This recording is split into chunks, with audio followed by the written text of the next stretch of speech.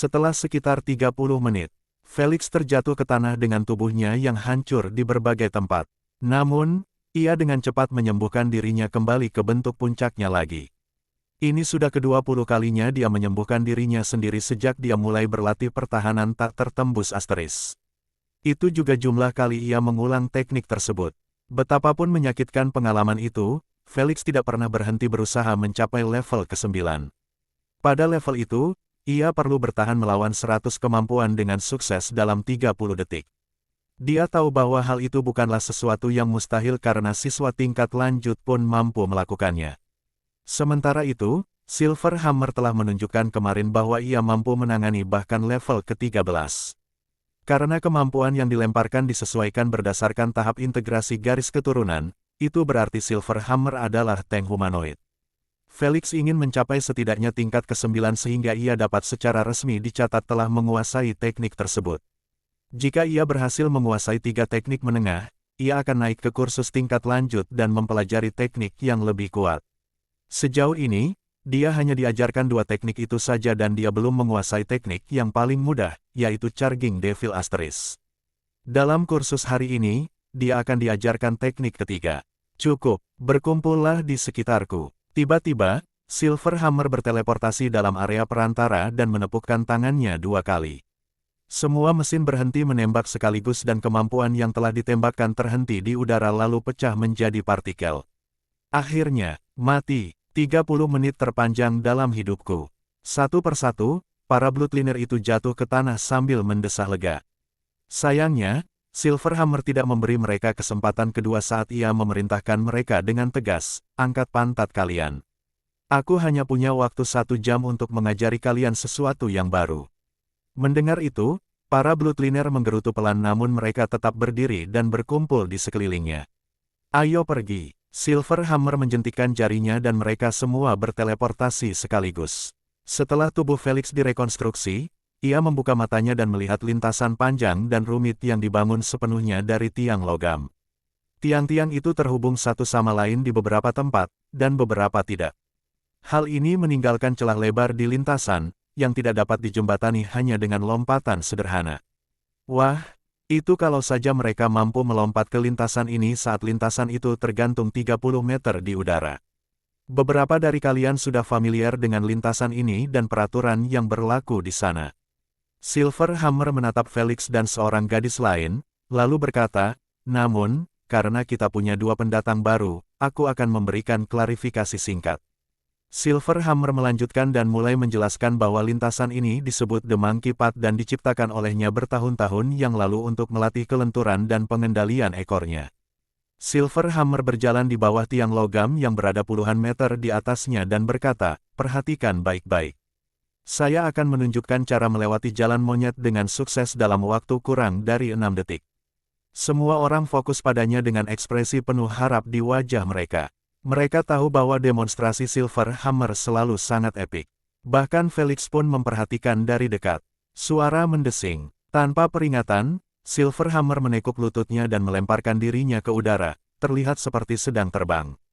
Tepat saat ia hendak mencapai tiang logam itu, ia melakukan hal yang tak terduga, yakni terbalik seperti hendak melakukan salto ke belakang. Akan tetapi, manuvernya sebenarnya adalah memegang tiang logam itu pada ekornya. Felix dan yang lainnya terpesona melihatnya tergantung terbalik sementara ujung ekornya diletakkan perlahan pada tiang logam. Sial, kalau aku jadi dia, kepalaku pasti sudah terbentur tiang. Felix tidak malu mengakuinya karena dia tahu mustahil baginya untuk melakukan aksi Silver Hammer dengan pengendalian ekornya yang pas-pasan. Ia dapat memegang tiang logam apapun dengan ekornya selama tiang tersebut berada dalam pandangannya. Namun, untuk melakukannya secara membabi buta seperti Silver Hammer, ia masih jauh dari kata berhasil. Seseorang, nyalakan pengatur waktu dan awasi terus gerakanku. Pinta Silver Hammer sambil bergelantungan ke depan dan ke belakang seolah-olah sedang membangun momentum. Saat dia melihat benturan keras, dia benar-benar mengayunkan dirinya ke tiang logam lainnya. Akan tetapi, alih-alih menggunakan tangannya, ia berbalik di udara dan mengandalkan ekornya lagi untuk mencengkeram tiang logam. Kali ini ia tidak bergantung padanya tetapi menggunakan momentum yang dibangun sebelumnya untuk berguling 2 kali pada tiang sebelum melontarkan dirinya lebih jauh di lintasan. Felix hanya terus menonton dengan mata terbuka lebar ke arahnya tanpa menggunakan apapun kecuali ekornya untuk terus melemparkan dirinya dari tiang logam ke tiang logam lainnya. Karena jalannya cukup rumit, terkadang Felix bertanya-tanya bagaimana Silver Hammer dapat mencapai tiang logam berikutnya tanpa mengorbankan momentum luar biasa yang telah dibangunnya sejak awal. Akan tetapi, pikiran-pikiran itu terus terhapus dari benaknya karena manuver fleksibel yang terus dilakukan Silver Hammer di udara hanya dengan ekornya. Astaga, tidak ada satu jari pun yang menyentuh tiang logam selama Silver Hammer melaju. Pada saat ia mencapai garis akhir, Silver Hammer berteleportasi sambil masih dalam animasi jungkir balik. Tubuhnya direkonstruksi beberapa meter di atas kelompok itu dan dia melanjutkan pendaratannya di samping mereka. Gedebuk, begitu kakinya menyentuh tanah, hologram yang menunjukkan pengatur waktu berhenti secara otomatis. Setelah melihat 5,7 detik, Felix tak kuasa menahan napas dalam-dalam karena kagum dan terpesona. Wah, itu baru pengendalian ekor yang sempurna. Silver Hammer melambaikan hologram dari wajahnya dan bertanya dengan tegas, "Apa yang kamu pelajari?" Gadis baru itu menunjukkan tangannya dengan hormat dan berbicara setelah mendapat izin, "Ekormu memungkinkanmu membangun momentum yang eksplosif dalam waktu yang singkat sehingga mustahil bagi bagian tubuh lainnya untuk melakukan hal yang sama." Bagus. Silver Hammer mengangguk tanda setuju dan bertanya pada Felix, "Apa yang kamu lihat?" Felix memikirkannya selama beberapa detik sebelum menjawab, "Biasanya, ujung ekormu akan membuatnya sangat sulit untuk memegang tiang logam. Namun, kamu dengan jelas menunjukkan bahwa kamu memanfaatkan permukaan ekor yang datar untuk kentunganmu sendiri." Semua orang menganggukkan kepala tanda setuju karena jelas terlihat bahwa Silver Hammer tidak benar-benar mencengkeram tiang logam itu dengan menggulung ekornya yang panjang dan tebal di atasnya. Sebaliknya, ia hanya menggunakan ujung ekornya yang unik dan momentumnya yang besar untuk mengaitkan dirinya hanya selama sepersekian detik. Kemudian, sebelum gravitasi dapat melakukan keajaibannya, ia melemparkan dirinya ke depan. Tindakan ini sangat sulit dilakukan karena satu kesalahan atau salah perhitungan saja bisa mengakibatkan tiang logam tersebut meleset sepenuhnya. Hanya Tuhan yang tahu berapa banyak jam yang dihabiskan Silver Hammer untuk mencapai tingkat pengalaman dan keterampilan ini, yang memungkinkannya melakukan aksi itu berulang-ulang seperti kejadian sehari-hari. Mata yang bagus. Silver Hammer mengangguk ke arah Felix sebelum berkata, "Inilah inti teknikku." Dia menunjuk ekor Felix yang berwarna abu-abu dan berkata, "Kalau ekormu, aku yakin akan lebih sulit bagimu untuk melepaskannya." Felix melirik ujung ekornya yang bulat dan menonjol, lalu tak dapat menahan diri untuk menganggukkan kepalanya karena frustrasi. Sementara orang lain di dekatnya memiliki bentuk tubuh yang agak bungkuk untuk membantu mereka, dia punya batu besar. Bagian yang menyedihkan, dia tidak dapat mengubah bentuknya karena melanggar aturan SG untuk memodifikasi karakteristik asli seseorang yang dapat memengaruhi keadilan permainan. Modifikasi wajah atau perubahan warna kulit tidak melanggar aturan. Felix hanya bisa mengubah warna ekornya karena hal itu tidak akan memengaruhi siapapun dalam permainan. Akan tetapi, ia bahkan tidak dapat menghilangkan sehelai rambut pun dari ekornya karena hal itu akan dianggap sebagai modifikasi. Dengan demikian, ia tahu bahwa akan 10 kali lebih sulit untuk menguasai teknik ini karena ia perlu menempatkan tiang logam sedikit di bawah ujung ekor. Jika tidak, ujung bulatnya akan bertabrakan dengan tiang logam. Baiklah, jangan terlalu banyak berpikir tentang teknik ini dalam beberapa hari ke depan. Silver Hammer menunjuk ke lintasan dan memerintahkan mereka berdua, "Hari ini, kalian dapat mencoba menelusuri lintasan dengan cara apapun yang memungkinkan, bahkan dengan anggota tubuh kalian yang lain. Cobalah yang terbaik untuk mengingat posisi lintasan dan tiang logam terlebih dahulu." Felix dan gadis itu menganggukkan kepala tanda mengerti. "Mulai besok, kalian hanya akan diminta untuk menggunakan ekor kalian." Silver Hammer menunjuk ke arah lintasan di udara dan memperingatkan, "Besok, tiang logam akan dimodifikasi untuk menyetrum kalian saat kalian menyentuhnya dengan bagian tubuh lain selain ekor kalian. Jadi, lebih baik kau menganggap dirimu sebagai orang cacat yang hanya punya ekor untuk bekerja. Hanya dengan begitu kau akan benar-benar mengeluarkan potensi mutasimu yang paling maksimal." "Aku sudah menyukainya," kata Asnas sambil tertawa. "Menurutku, pendekatannya masih lemah lembut." Sang Jormungandr mengangkat kepalanya dari meja dan menggelengkan kepalanya. Jika terserah padaku, aku akan menaruh genangan asam di bawah rel sehingga tidak ada yang berani jatuh dengan cara apapun. Felix gemetar melihat cara Jormungandr. Meskipun ia kebal terhadap racun, ia tetap tidak ingin membayangkan adegan orang lain jatuh ke dalam kolam asam hanya untuk meleleh dan kemudian mengulangi proses yang sama lagi. Tuan Tanah, kau tidak mendengarku. Silverhammer menjentikkan jarinya di hadapan Felix yang linglung dan memerintahkan, naiklah bersama yang lain dan temukan jalanmu sendiri. Hafalkan dengan cara apapun karena ingatan adalah kunci agar tidak gagal atau jatuh. Dimengerti, Felix mengangguk kecil sebelum berlari ke arah salah satu pilar panjang yang mengarah ke jalur di atas. Semua orang memanjatnya seperti monyet. Jelas, tidak ada seorang pun yang berani meniru cara Silverhammer mencapai lintasan karena mereka harus melompat setinggi 30 meter di udara. Mustahil bagi mereka untuk mencapai ketinggian seperti itu dengan kekuatan mereka. Astaga, yang terkuat di antara mereka hanyalah seorang Bloodliner tahap kedua puncak tidak seperti Silverhammer, yang merupakan Bloodliner tahap keempat yang sebenarnya. Bagi seorang peringkat platinum tingkat puncak, wajar saja jika memiliki kekuatan seperti itu. Tak lama setelah, di atas tiang logam, Felix meletakkan dagunya di atas tangan sambil mengamati lintasan logam yang rumit itu. Di sebelahnya berdiri juga gadis pendatang baru itu. Keduanya tidak bergerak karena mereka memperhatikan cara para senior menyeberang jalan. Sebentar lagi, tes-ses. Felix tersentak saat melihat seorang Bloodliner tersengat listrik muatan biru setelah dia secara refleks menggunakan tangannya untuk mencengkeram tiang logam, bukan ekornya. Gedebuk. Kemudian, dia jatuh ke tanah seperti nyamuk yang jatuh setelah menyentuh perangkap listrik. Lalu, dia menyembuhkan dirinya sendiri dan memanjat tiang itu lagi. Melihat bagaimana nasibnya jika ia tidak berusaha sekuat tenaga, Felix tidak berencana membuang-buang waktu untuk menonton. Karena itu, ia menekuk lututnya dan melompat ke arah tiang logam terdekat. Saat di udara, Felix memutar pinggangnya agar ekornya lebih lentur untuk mencengkeram tiang logam. Itu dilakukan dengan cukup mudah karena Felix hanya perlu menggulung ekornya 2 kali pada tiang dan cengkeramannya lebih dari aman. Sejauh ini baik-baik saja. Felix mulai berayun maju mundur untuk membangun momentum untuk lompatan berikutnya. Setelah merasa cukup kuat untuk mendorong dirinya maju, Felix menunggu sedetik hingga mencapai kecepatan puncaknya sebelum mencoba melepaskan tiang logam itu. Celakanya, saat ekornya terurai, sudah terlambat karena tubuh Felix telah kembali ke posisi netral. Persetan denganku, Felix hanya bisa berteriak keras putus asa saat terjatuh 30 meter ke tanah beton yang keras. Derak, retak, ini pasti seru untuk ditonton, kata Asna sambil tertawa kegirangan melihat Felix tergeletak di tanah dengan lengan patah dalam bentuk yang aneh. 4 jam kemudian, Felix kembali ke dunia nyata karena Olivia telah memberitahunya bahwa dia menunggunya di depan pintu. Setelah membukanya, Felix menyerahkan botol garis keturunan dan 4 ramuan persentase ganda dengan beberapa ramuan peremajaan. Kau ingin aku mengawasimu? Tanya Felix. Olivia menggelengkan kepalanya dan berkata, para tetua baik-baik saja. Aku tahu kamu sibuk dan aku tidak ingin menyita waktumu. Felix membelai bunga Olivia dengan lembut dan berkata, semoga berhasil mengganti ramuanmu, dan jangan gunakan lebih dari 15% meskipun ramuanmu persentasenya 2 kali lipat.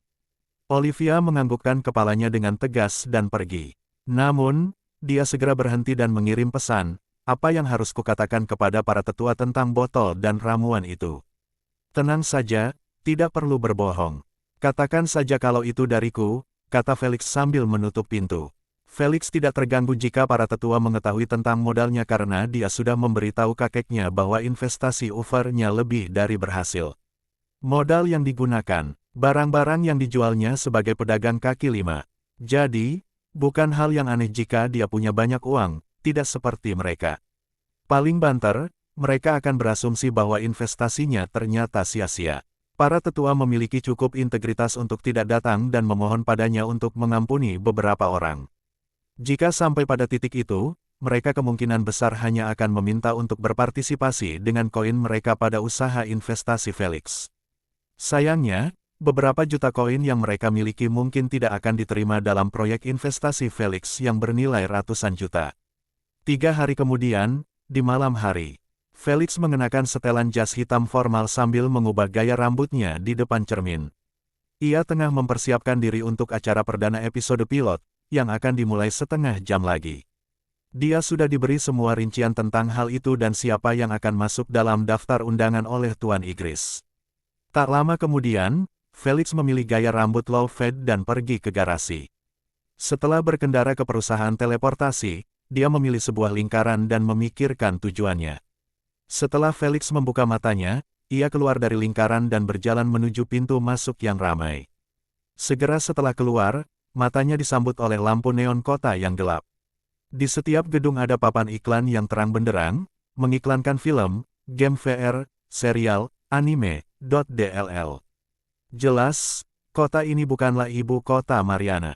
Malah, kota ini adalah pusat hiburan di kekaisaran dan jauh lebih besar dan glamor daripada kota suci berdosa di kerajaan Alexander. Acara ini diselenggarakan di bioskop terbaik kelima di kota itu. Mungkin bioskop itu yang kelima, tetapi di pusat hiburan kekaisaran, bioskop itu lebih baik daripada yang lain. Felix tidak berjalan atau memanggil taksi melayang, ia hanya menekan nomor. Kemudian, ia menunggu beberapa menit sebelum sebuah mobil melayang berwarna perak berhenti di depannya. Dari ekspresi terkejut dan kagum yang ditunjukkan mobil ini, jelaslah bahwa mobil ini merupakan mobil langka dan mahal. Felix duduk di kursi belakang dan memuji pengemudi, bagus sekali kendaraan yang Anda miliki di sini. Kau tahu aku, bos. Aku tidak suka mengendarai mobil seperti itu, tapi kita tidak boleh mempermalukan diri sendiri dengan barang rongsokan.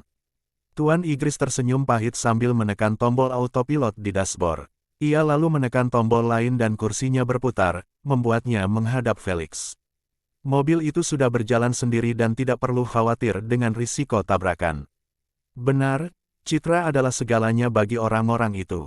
Felix sedikit melonggarkan dasi kupu-kupunya dan bertanya, apakah Anda punya kabar terbaru tentang dokumen perusahaan kita? Ya, saya sudah membayar sejumlah informasi dari kantor pendaftaran dan ternyata dokumennya akan segera distempel. Igris menambahkan, saya rasa saya akan menerimanya dalam 3 atau 4 hari kerja. Itu sudah cukup bagus. Felix menggaruk dagunya, ketika serialnya dirilis dalam 9 hari dan mudah-mudahan hasilnya bagus, nama perusahaan itu akan menang pertama kali di hari pertama didirikan. Tidak banyak perusahaan yang bisa memilikinya. Igris tersenyum dingin dan bertanya, bagaimana dengan namanya? Sudahkah Anda memutuskannya? Nama, Felix bersandar di dagunya sambil berpikir sambil menatap jalanan yang dipenuhi lampu neon. Memberi nama pada perusahaan yang akan berubah menjadi kerajaan bisnis sungguh sulit baginya. Wah, sebagian besar gamer bahkan tidak bisa menamai karakter mereka dalam waktu kurang dari 1 jam, apalagi untuk perusahaan seperti itu. Pilih aku, gunakan namaku. Asna tiba-tiba menyela pikirannya dan berkata dengan penuh semangat, pikirkanlah. Perusahaan investasi Asna, bukankah itu terdengar sangat tepat? Oh, kau benar. Menggunakan nama orang lain benar-benar sempurna. Tepat saat Asna merasa sedikit hangat dengan persetujuannya, Felix melanjutkan dengan bertanya dengan sopan, Tetua, apa pendapatmu tentang penggunaan separuh namamu? Oh, aku tersanjung, tapi aku tidak jadi. Sang Jormungandr melambaikan tangannya dengan acuh tak acuh sambil berbaring di tempat tidurnya, menonton film.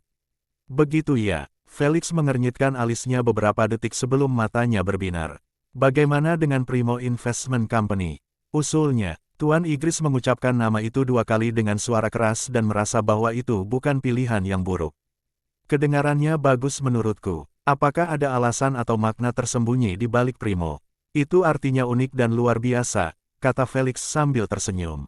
Kenyataannya, ia memilih nama itu dari leluhurnya karena garis keturunan dan takdirnya terhubung dengan mereka. Karena Primo juga berarti 2 kata itu, Tuan Igris tidak menganggapnya aneh sama sekali. Primo Investment Company. Igris terus mengulang nama itu pelan-pelan agar terekam dalam ingatannya. Ia harus selalu mengingatnya. 15 menit kemudian, Tuan Igris mengambil alih kendali kemudi saat mereka telah mencapai tujuan dan hovercar itu masih berada 100 meter di udara. Tak lama kemudian, ia mulai meluncur perlahan ke bawah, memungkinkan Felix untuk melirik lautan manusia yang berdiri di balik penghalang holografik biru yang panjang. Di antara penghalang itu, ada karpet merah panjang dan lebar yang mengarah ke bangunan menyerupai piramida besar yang terbuat dari kaca tembus pandang. Baik karpet merah maupun lantai dasar gedung tidak kosong. Lantai-lantai itu justru dipenuhi wartawan, yang menggunakan gelang mereka sebagai alat penyiaran atau sebagai mikrofon bagi para tamu dalam acara tersebut. Felix segera memperhatikan 3 gadis cantik berdiri di belakang poster yang dibuat dengan baik dan berfoto bersama dengan senyum yang manis. Melihat postur itu, Felix bertanya kepada Tuan Igris, apakah mereka mengubahnya sejak versi terakhir yang Anda berikan kepada saya? Ya, sang sutradara merasa agak menyesatkan menempatkan Molly di tengah-tengah bingkai sementara menampilkan 2 persona tokoh utama di sampingnya. Ia berkata, mereka pikir hal itu membuat Molly tampak seperti fokus utama dari serial tersebut. Benar sekali, kata Felix, yang sekarang juga cukup bagus. Setelah berkata demikian, Felix mengabaikan postur itu dan fokus kepada Molly, Stella, dan Natalia yang semuanya berbusana glamor seolah-olah niat mereka hanyalah memikat penonton dan mencuri perhatian gadis-gadis cantik lainnya di karpet merah.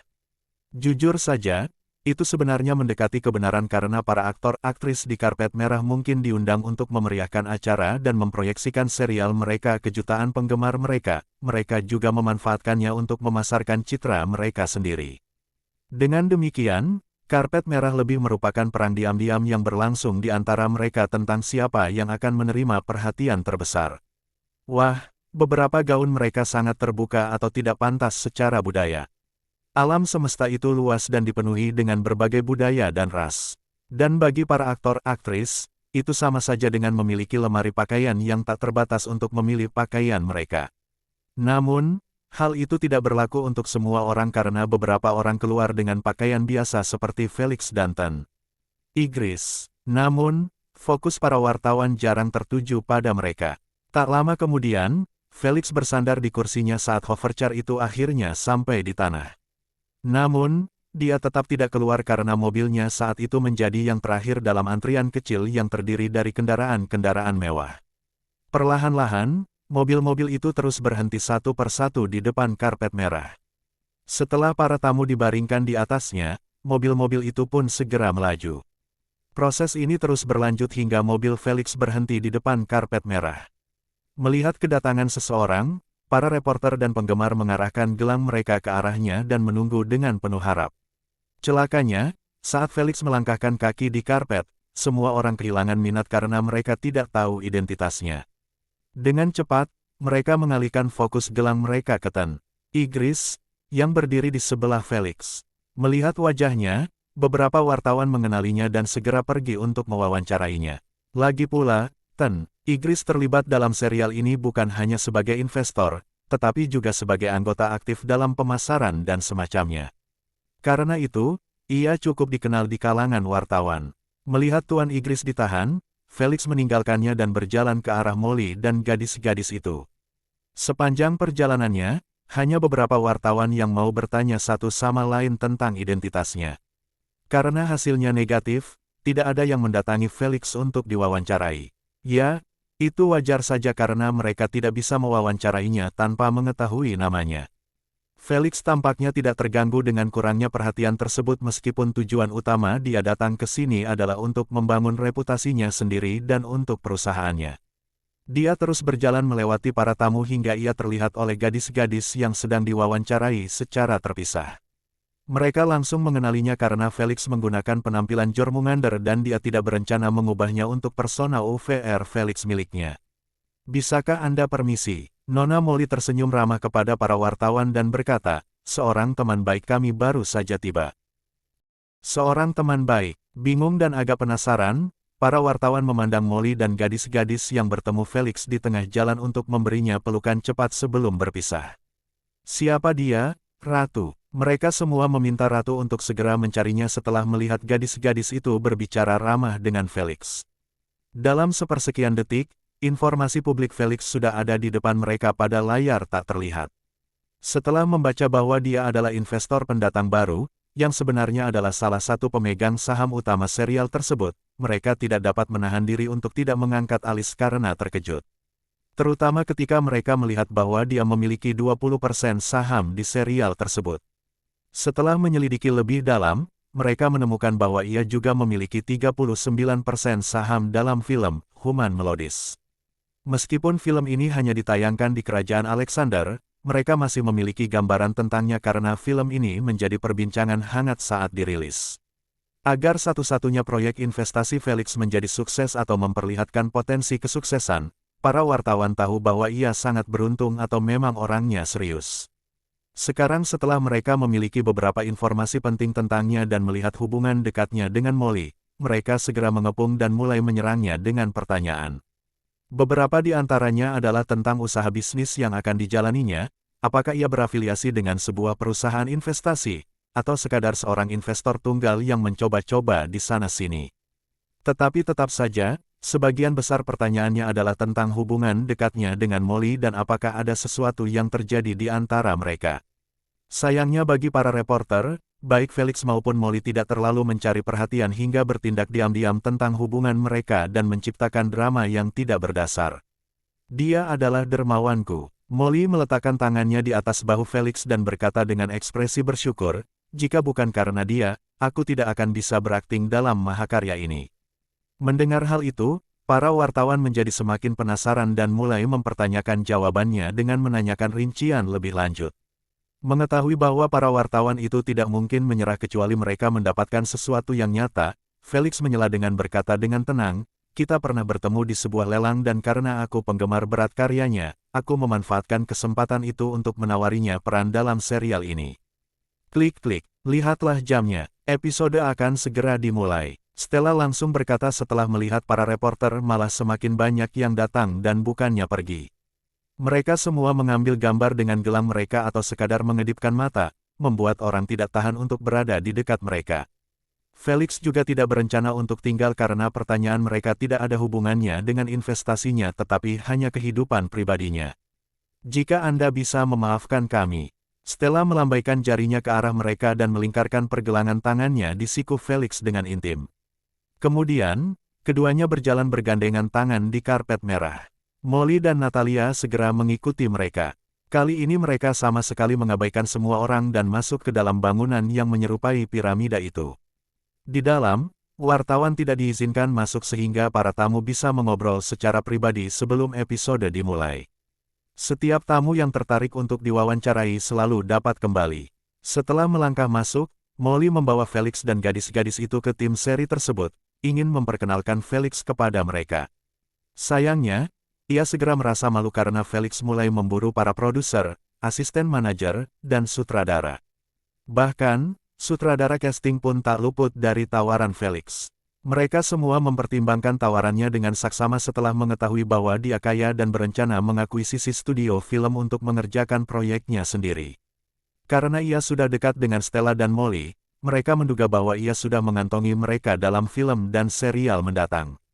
Namun, itu hanya pertimbangan. Mereka tidak mau pindah padahal serial ini jelas-jelas menunjukkan masa depan yang menjanjikan. Karena itu, sebagian besar dari mereka menolak Felix dengan sopan. Namun, Felix tidak terganggu dengan penolakan mereka karena ia ingin tawarannya disampaikan secara terbuka. Ia tahu bahwa sutradara mempunyai lingkarannya sendiri, aktor-aktris mempunyai lingkarannya sendiri, bahkan manajer casting pun mempunyai lingkarannya sendiri. Artinya, jika salah satu dari mereka berbakat dan sedang mencari proyek baru untuk dikerjakan, mereka akan diberitahu tentang tawaran Felix dari rekan-rekannya. Felix melakukan hal itu karena minimnya bakat dalam industri film. AI telah mempermudah pembuatan film dan serial. Sentuhan manusia sangat kurang di sebagian besar film dan serial tersebut. Lebih buruknya lagi, sebagian besar anggota kru film hanya sedikit belajar tentang pekerjaan mereka karena AI dapat mengurus semuanya. Felix tidak ingin terlalu bergantung pada AI untuk proyek-proyeknya yang akan datang karena ia memahami bahwa film yang bagus lahir dari emosi mentah dan kerja keras para aktor dan kru dalam proses pembuatan film. Dia tahu akan sulit mengumpulkan kru seperti itu tetapi dia akan melakukannya apapun yang terjadi. Tak lama setelah, hadirin sekalian, silakan menuju gerbang nomor 1. Sebuah pengumuman tiba-tiba terdengar di lantai dasar gedung, menghentikan obrolan para tamu sejenak. Sebentar lagi akan dimulai. Felix melirik jam dan memberi isyarat dengan tangannya agar gadis-gadis itu berjalan bersamanya. Tak lama kemudian, mereka sampai di gerbang dan memasukinya setelah yang lainnya. Segera setelah itu, mereka terlempar ke dunia film sambil duduk di kursi yang nyaman. Felix melihat sekeliling dan cahaya masih redup sehingga tidak banyak memperlihatkan lingkungan dunia. Namun, ia dapat menebak bahwa mereka saat ini berada di kampus. Tak lama kemudian, dia mengangkat kepalanya dan menatap jam besar yang sedang menghitung mundur. Masih 5 menit. Felix mengklik tombol pada pengontrol dan 4 gelas anggur merah ditempatkan di tempat menaruh gelas di kursi mereka. Bersulang sebentar untuk Molly. Felix tersenyum tipis sambil mengangkat gelasnya. Aku tidak pantas menerimanya. Molly merasa sedikit malu, tetapi dia tetap mengangkat gelasnya setelah Stella dan Natalia. Saya belum menonton episode pertama, tetapi dari aksi-aksi Molly yang mengagumkan sebelumnya dalam drama, saya tidak mengharapkan apapun kecuali serial yang luar biasa. Felix tersenyum hangat sambil mengetukkan gelasnya dengan gelas mereka, bersulang. Bersulang, bersulang, bersulang, asteris keterangan asteris. Sementara Felix sedang menikmati kebersamaan dengan gadis-gadis di bioskop, keluarga Hilton sedang berkumpul di ruang bawah tanah sebuah rumah besar di pinggiran kota Boston. Diskusi yang sedang mereka lakukan saat ini akan membuat hati Maxwell merinding jika mereka mengetahuinya. Hanya karena mereka sedang menyelesaikan rencana untuk menculik Felix. Rencana ini sudah direncanakan selama 3 bulan, tidak seperti percobaan penculikan terakhir yang berhasil terlaksana hanya dalam 3 hari perencanaan. Penatua Agung, kapan kita bisa mengharapkan racun perampok datang? Joseph, tetua berjanggut putih, bertanya dengan lembut sambil melipat tangannya di atas meja bundar. Meja ini saat ini ditempati oleh lebih dari 20 orang. 6 dari mereka adalah tetua Hilton dan 13 adalah tentara bayaran, yang mudah dikenali karena seragam mereka yang mirip dengan SWAT. Tidak mengherankan, orang terakhir yang duduk di meja itu adalah Adam. Tidak ada sedikit pun kesopanan atau kehangatan di wajahnya. Hanya sikap dingin yang menusuk saat menatap gambar holografik Felix. Gambar itu ditaruh tepat di tengah-tengah meja, supaya semua orang bisa melihatnya dengan jelas dalam gambar. Bersabarlah. Sang tetua agung menambahkan hologram lain di tengahnya dan berkata, Tuan Haier telah memberitahu saya bahwa besok dia akan membawa semua perlengkapan yang dibutuhkan untuk melaksanakan operasi dengan sempurna. Joseph menganggukkan kepalanya dan tidak menyebutkan masalah itu lagi. Mari kita rangkum rencananya kalau ada yang lupa, kata tetua agung sambil menunjuk hologram kedua yang menunjukkan cetak biru jaringan pipa sebuah bangunan. Bagaimana kita bisa melupakan suatu bagian ketika hidup kita bergantung padanya, dasar bajingan tua. Sebuah suara kasar terdengar dari balik topeng seorang pria yang duduk di arah berlawanan dengan tetua agung. Dia sama sekali tidak terdengar senang berada di sini bersama keluarga Hilton. Siapa yang bisa menyalahkannya? Pasukan bayarannya dipaksa melakukan misi bunuh diri untuk menculik Felix. Bukan karena rencananya tidak bisa dilaksanakan, tetapi karena mereka benar-benar akan menculik Kapten Tim Earthling. Tidak ada pasukan tentara bayaran yang waras yang akan mempertimbangkan untuk menerima misi ini bahkan jika mereka ditawari miliaran dolar. Mereka tahu bahwa melawan Felix sama saja dengan melawan dunia. Tidak akan ada tempat bagi mereka untuk tinggal bahkan jika mereka berhasil melakukannya. Tidak ada seorang pun yang sebodoh itu untuk menempatkan dirinya dalam situasi itu. Celakanya, pasukan tentara bayaran ini dipermainkan oleh Hilton yang putus asa. Alih-alih mendekati mereka dengan misi menculik Felix, mereka meminta misi sederhana berupa penculikan seorang bloodliner normal, yang sedang menghabiskan liburannya di luar perkemahan umum. Pasukan itu tidak melihat alasan untuk menolak misi yang begitu mudah terutama ketika hadiah yang ditawarkan adalah gelang up untuk setiap anggota pasukan. Dengan demikian, mereka menjalankan rencana dan berhasil menculik bloodliner. Setelah membawanya masuk, mereka menerima gelang up mereka tanpa masalah. Akan tetapi, saat mereka memakainya untuk memeriksa apakah itu asli atau palsu, yang dijual di pasar untuk menipu orang-orang yang putus asa, mereka malah ditabrak oleh pasukan pribadi yang tergabung dalam Hilton. Setelah pertarungan yang panjang dan sengit, mereka akhirnya kalah karena amunisi mereka habis. Kemudian, mereka tertangkap dan dipaksa menandatangani kontrak, yang mengharuskan mereka bekerja sama penuh dalam misi penculikan Felix. Jika mereka menolak menandatanganinya, mereka akan langsung dibunuh. Untuk memfasilitasi kesepakatan mereka, Hilton memaparkan rencana mereka dan barang-barang unik yang digunakan di dalamnya. Setelah melihat kelayakan rencana itu dan bahwa nyawa mereka tidak akan terancam setelah berhasil melaksanakannya, semua orang menyetujui kontrak itu. Ditambah lagi, hadiah yang diberikan tidak buruk sedikit pun karena setiap anggota akan mendapatkan uang tunai sebesar $20 juta. Sama seperti ini, keluarga Hilton memperoleh bantuan dari pasukan elit setelah puluhan kali penolakan dari pasukan lain. Bagian terbaiknya, pasukan ini terpaksa melakukan yang terbaik dalam rencana tersebut karena hidup mereka bergantung pada keberhasilannya. Jika mereka gagal, Ratu akan memunculkan kesadaran mereka berdasarkan ketentuan yang ditandatangani. Itulah sebabnya pemimpin pasukan itu mengejek. Hidup mereka dipertaruhkan di sini, jadi siapa yang berani melupakan perannya dalam rencana itu? Membanting, diam dan dengarkan. Sang tetua agung menggebrak meja dengan sisi tinjunya dengan marah dan berkata, kelangsungan hidup keluargaku juga bergantung pada hasil misi ini. Jadi, kita akan membahas rencana ini bahkan 100 kali jika memang harus. Ketika diingatkan tentang ancaman terakhir yang disampaikan oleh Tuan Gama secara pribadi, para penatua Hilton gemetar di tempat duduk mereka karena takut dan gelisah. Mereka seharusnya merasa seperti itu karena Tuan Gama menjanjikan kehancuran keluarga mereka jika mereka gagal untuk kedua kalinya. Tentu saja, dia tidak akan bergerak maupun organisasinya karena keberadaan aliansi. Namun, memberikan hadiah yang tak tertahankan untuk kepala para tetua dan aset mereka seharusnya tidak menjadi masalah bagi mereka. Adam, kenapa kau tidak melanjutkannya dari sini? Kembali rileks. Sang tetua agung mundur ke belakang kursinya sambil memberi Adam akses ke hologramnya. Sesuai keinginanmu, kakek buyut, kata Adam dengan tenang. Hal pertama yang dilakukan Adam adalah memperluas sistem jaringan pipa dan menyempurnakan bangunan, bukan membiarkannya hanya seperti cetak biru. Hal ini memudahkan untuk memperhatikan ruangan, kamar mandi, dan setiap area yang terhubung dengan pipa AC tersebut. Kemudian, Adam menunjuk ke atap gedung, yang tampak seperti rumah besar kecil dan berkata, Red, kamu akan minum ramuan tembus pandang dan menggunakan grappler tingkat lanjut untuk memanjat atap dalam waktu kurang dari 5 detik. Urus semua penjaga keamanan yang akan kamu lihat di sana kecuali satu. Paksa dia untuk minum ramuan perbudakan dan perintahkan dia untuk menanggapi panggilan radio apapun. Setelah melakukan langkah-langkah tersebut, langkah selanjutnya adalah menumpahkan racun marauder ke dalam pipa AC yang terhubung ke dapur dan beberapa ruangan lainnya. Ucap Adam sambil mewarnai pipa untuk memisahkannya dari yang lain. Saya harus menunggu sampai Green memberitahu saya bahwa makanan hampir siap, kan?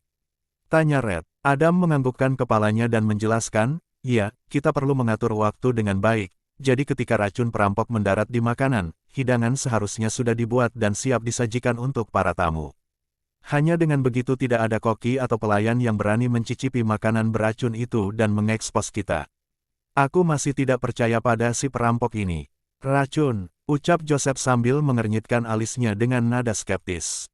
Ketidakpercayaannya dapat dimengerti karena organisasi Gama, yang hendak mengirimi mereka dosisnya, memberitahu mereka bahwa itu adalah salah satu racun tidur paling efektif yang dibuat sendiri oleh ras halfling ular. Mekanismenya unik karena berupa cairan yang berubah menjadi kabut transparan saat bersentuhan dengan atmosfer. Bahkan saat itu, racun itu tidak akan efektif bagi siapapun yang menghirupnya. Namun, ketika satu partikel menyentuh zat yang dapat dimakan, racun itu akan bangkit dari keadaan tidak aktifnya. Kemudian, siapapun yang memakan makanan beracun itu diharuskan tidur selama setidaknya 24 jam berdasarkan dosis yang dikonsumsi. Menambah keanehan racun itu, Joseph lebih khawatir tentang ketahanan racun Felix. Sama seperti dia, semua orang tahu bahwa Felix punya daya tahan racun yang sangat tinggi. Mungkin bahkan mencapai puncaknya, sedikit lebih rendah dari kekebalan. Dia tidak yakin mengenai efektivitas racun itu terhadap dirinya meskipun mereka telah diberitahu oleh Tuan Gama bahwa hanya kekebalan terhadap racun yang dapat melawan efeknya sepenuhnya. Karena sudah menjadi pengetahuan umum bahwa kekebalan suatu elemen tidak mungkin dibuka secara langsung bahkan untuk garis keturunan legendaris tingkat 7, tidak seorang pun peduli untuk mempertimbangkan Felix memilikinya. Satu-satunya metode yang diketahui bagi seorang Bloodline untuk memiliki kekebalan adalah dengan terpapar pada sisi jahat suatu elemen secara terus-menerus dan dalam jangka waktu yang lama. Itu sangat sulit, bahkan untuk Bloodliner tahap 6. Jangan sebut Felix. Joseph hanya khawatir bahwa ketahanan Felix terhadap racun akan menurunkan durasinya dari 24 jam menjadi 12 jam atau bahkan 1 jam. Sang tetua agung memahami kesusahannya karena bahkan dia sendiri tidak begitu yakin tentang durasi pastinya. Akan tetapi, mereka diberitahu bahwa durasi tidurnya tidak boleh kurang dari 20 menit bagi siapapun. Ini berarti mereka hanya punya waktu itu untuk mengeluarkan Felix dari gedung dan memindahkannya ke tempat pembuangan sebelum dia bangun dan mengacaukan mereka. Jika saja mereka bisa memberi kita 2 dosis, kita tidak akan memiliki batasan waktu yang menggantung di atas kepala kita seperti pedang. Seorang tetua mendesah putus asa. Jangan bermimpi tentang itu. Mendapatkan 1 dosis racun langka seperti itu sudah merupakan keberuntungan bagi mereka. Tetua lain menyela. Ini seharusnya membuat semua orang tahu berapa banyak investasi yang telah diinvestasikan organisasi dalam operasi ini.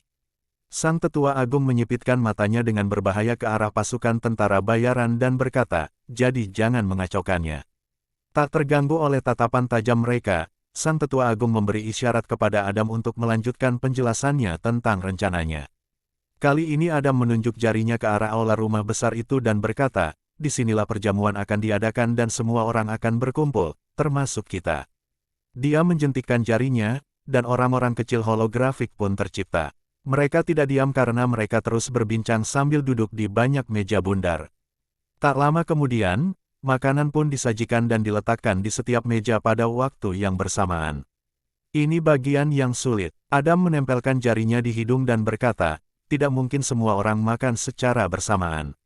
Ini berarti beberapa dari mereka akan keracunan sementara yang lain tidak. Namun, karena ada waktu 30 detik sebelum racun benar-benar membuat yang terkena tertidur, kita perlu memaksa Felix untuk makan dalam durasi tersebut." Proses berpikir Adam sederhana. Jika Felix tidak makan dalam jangka waktu tersebut, ia akan melihat orang lain tertidur dan menyimpulkan bahwa makanan itu beracun.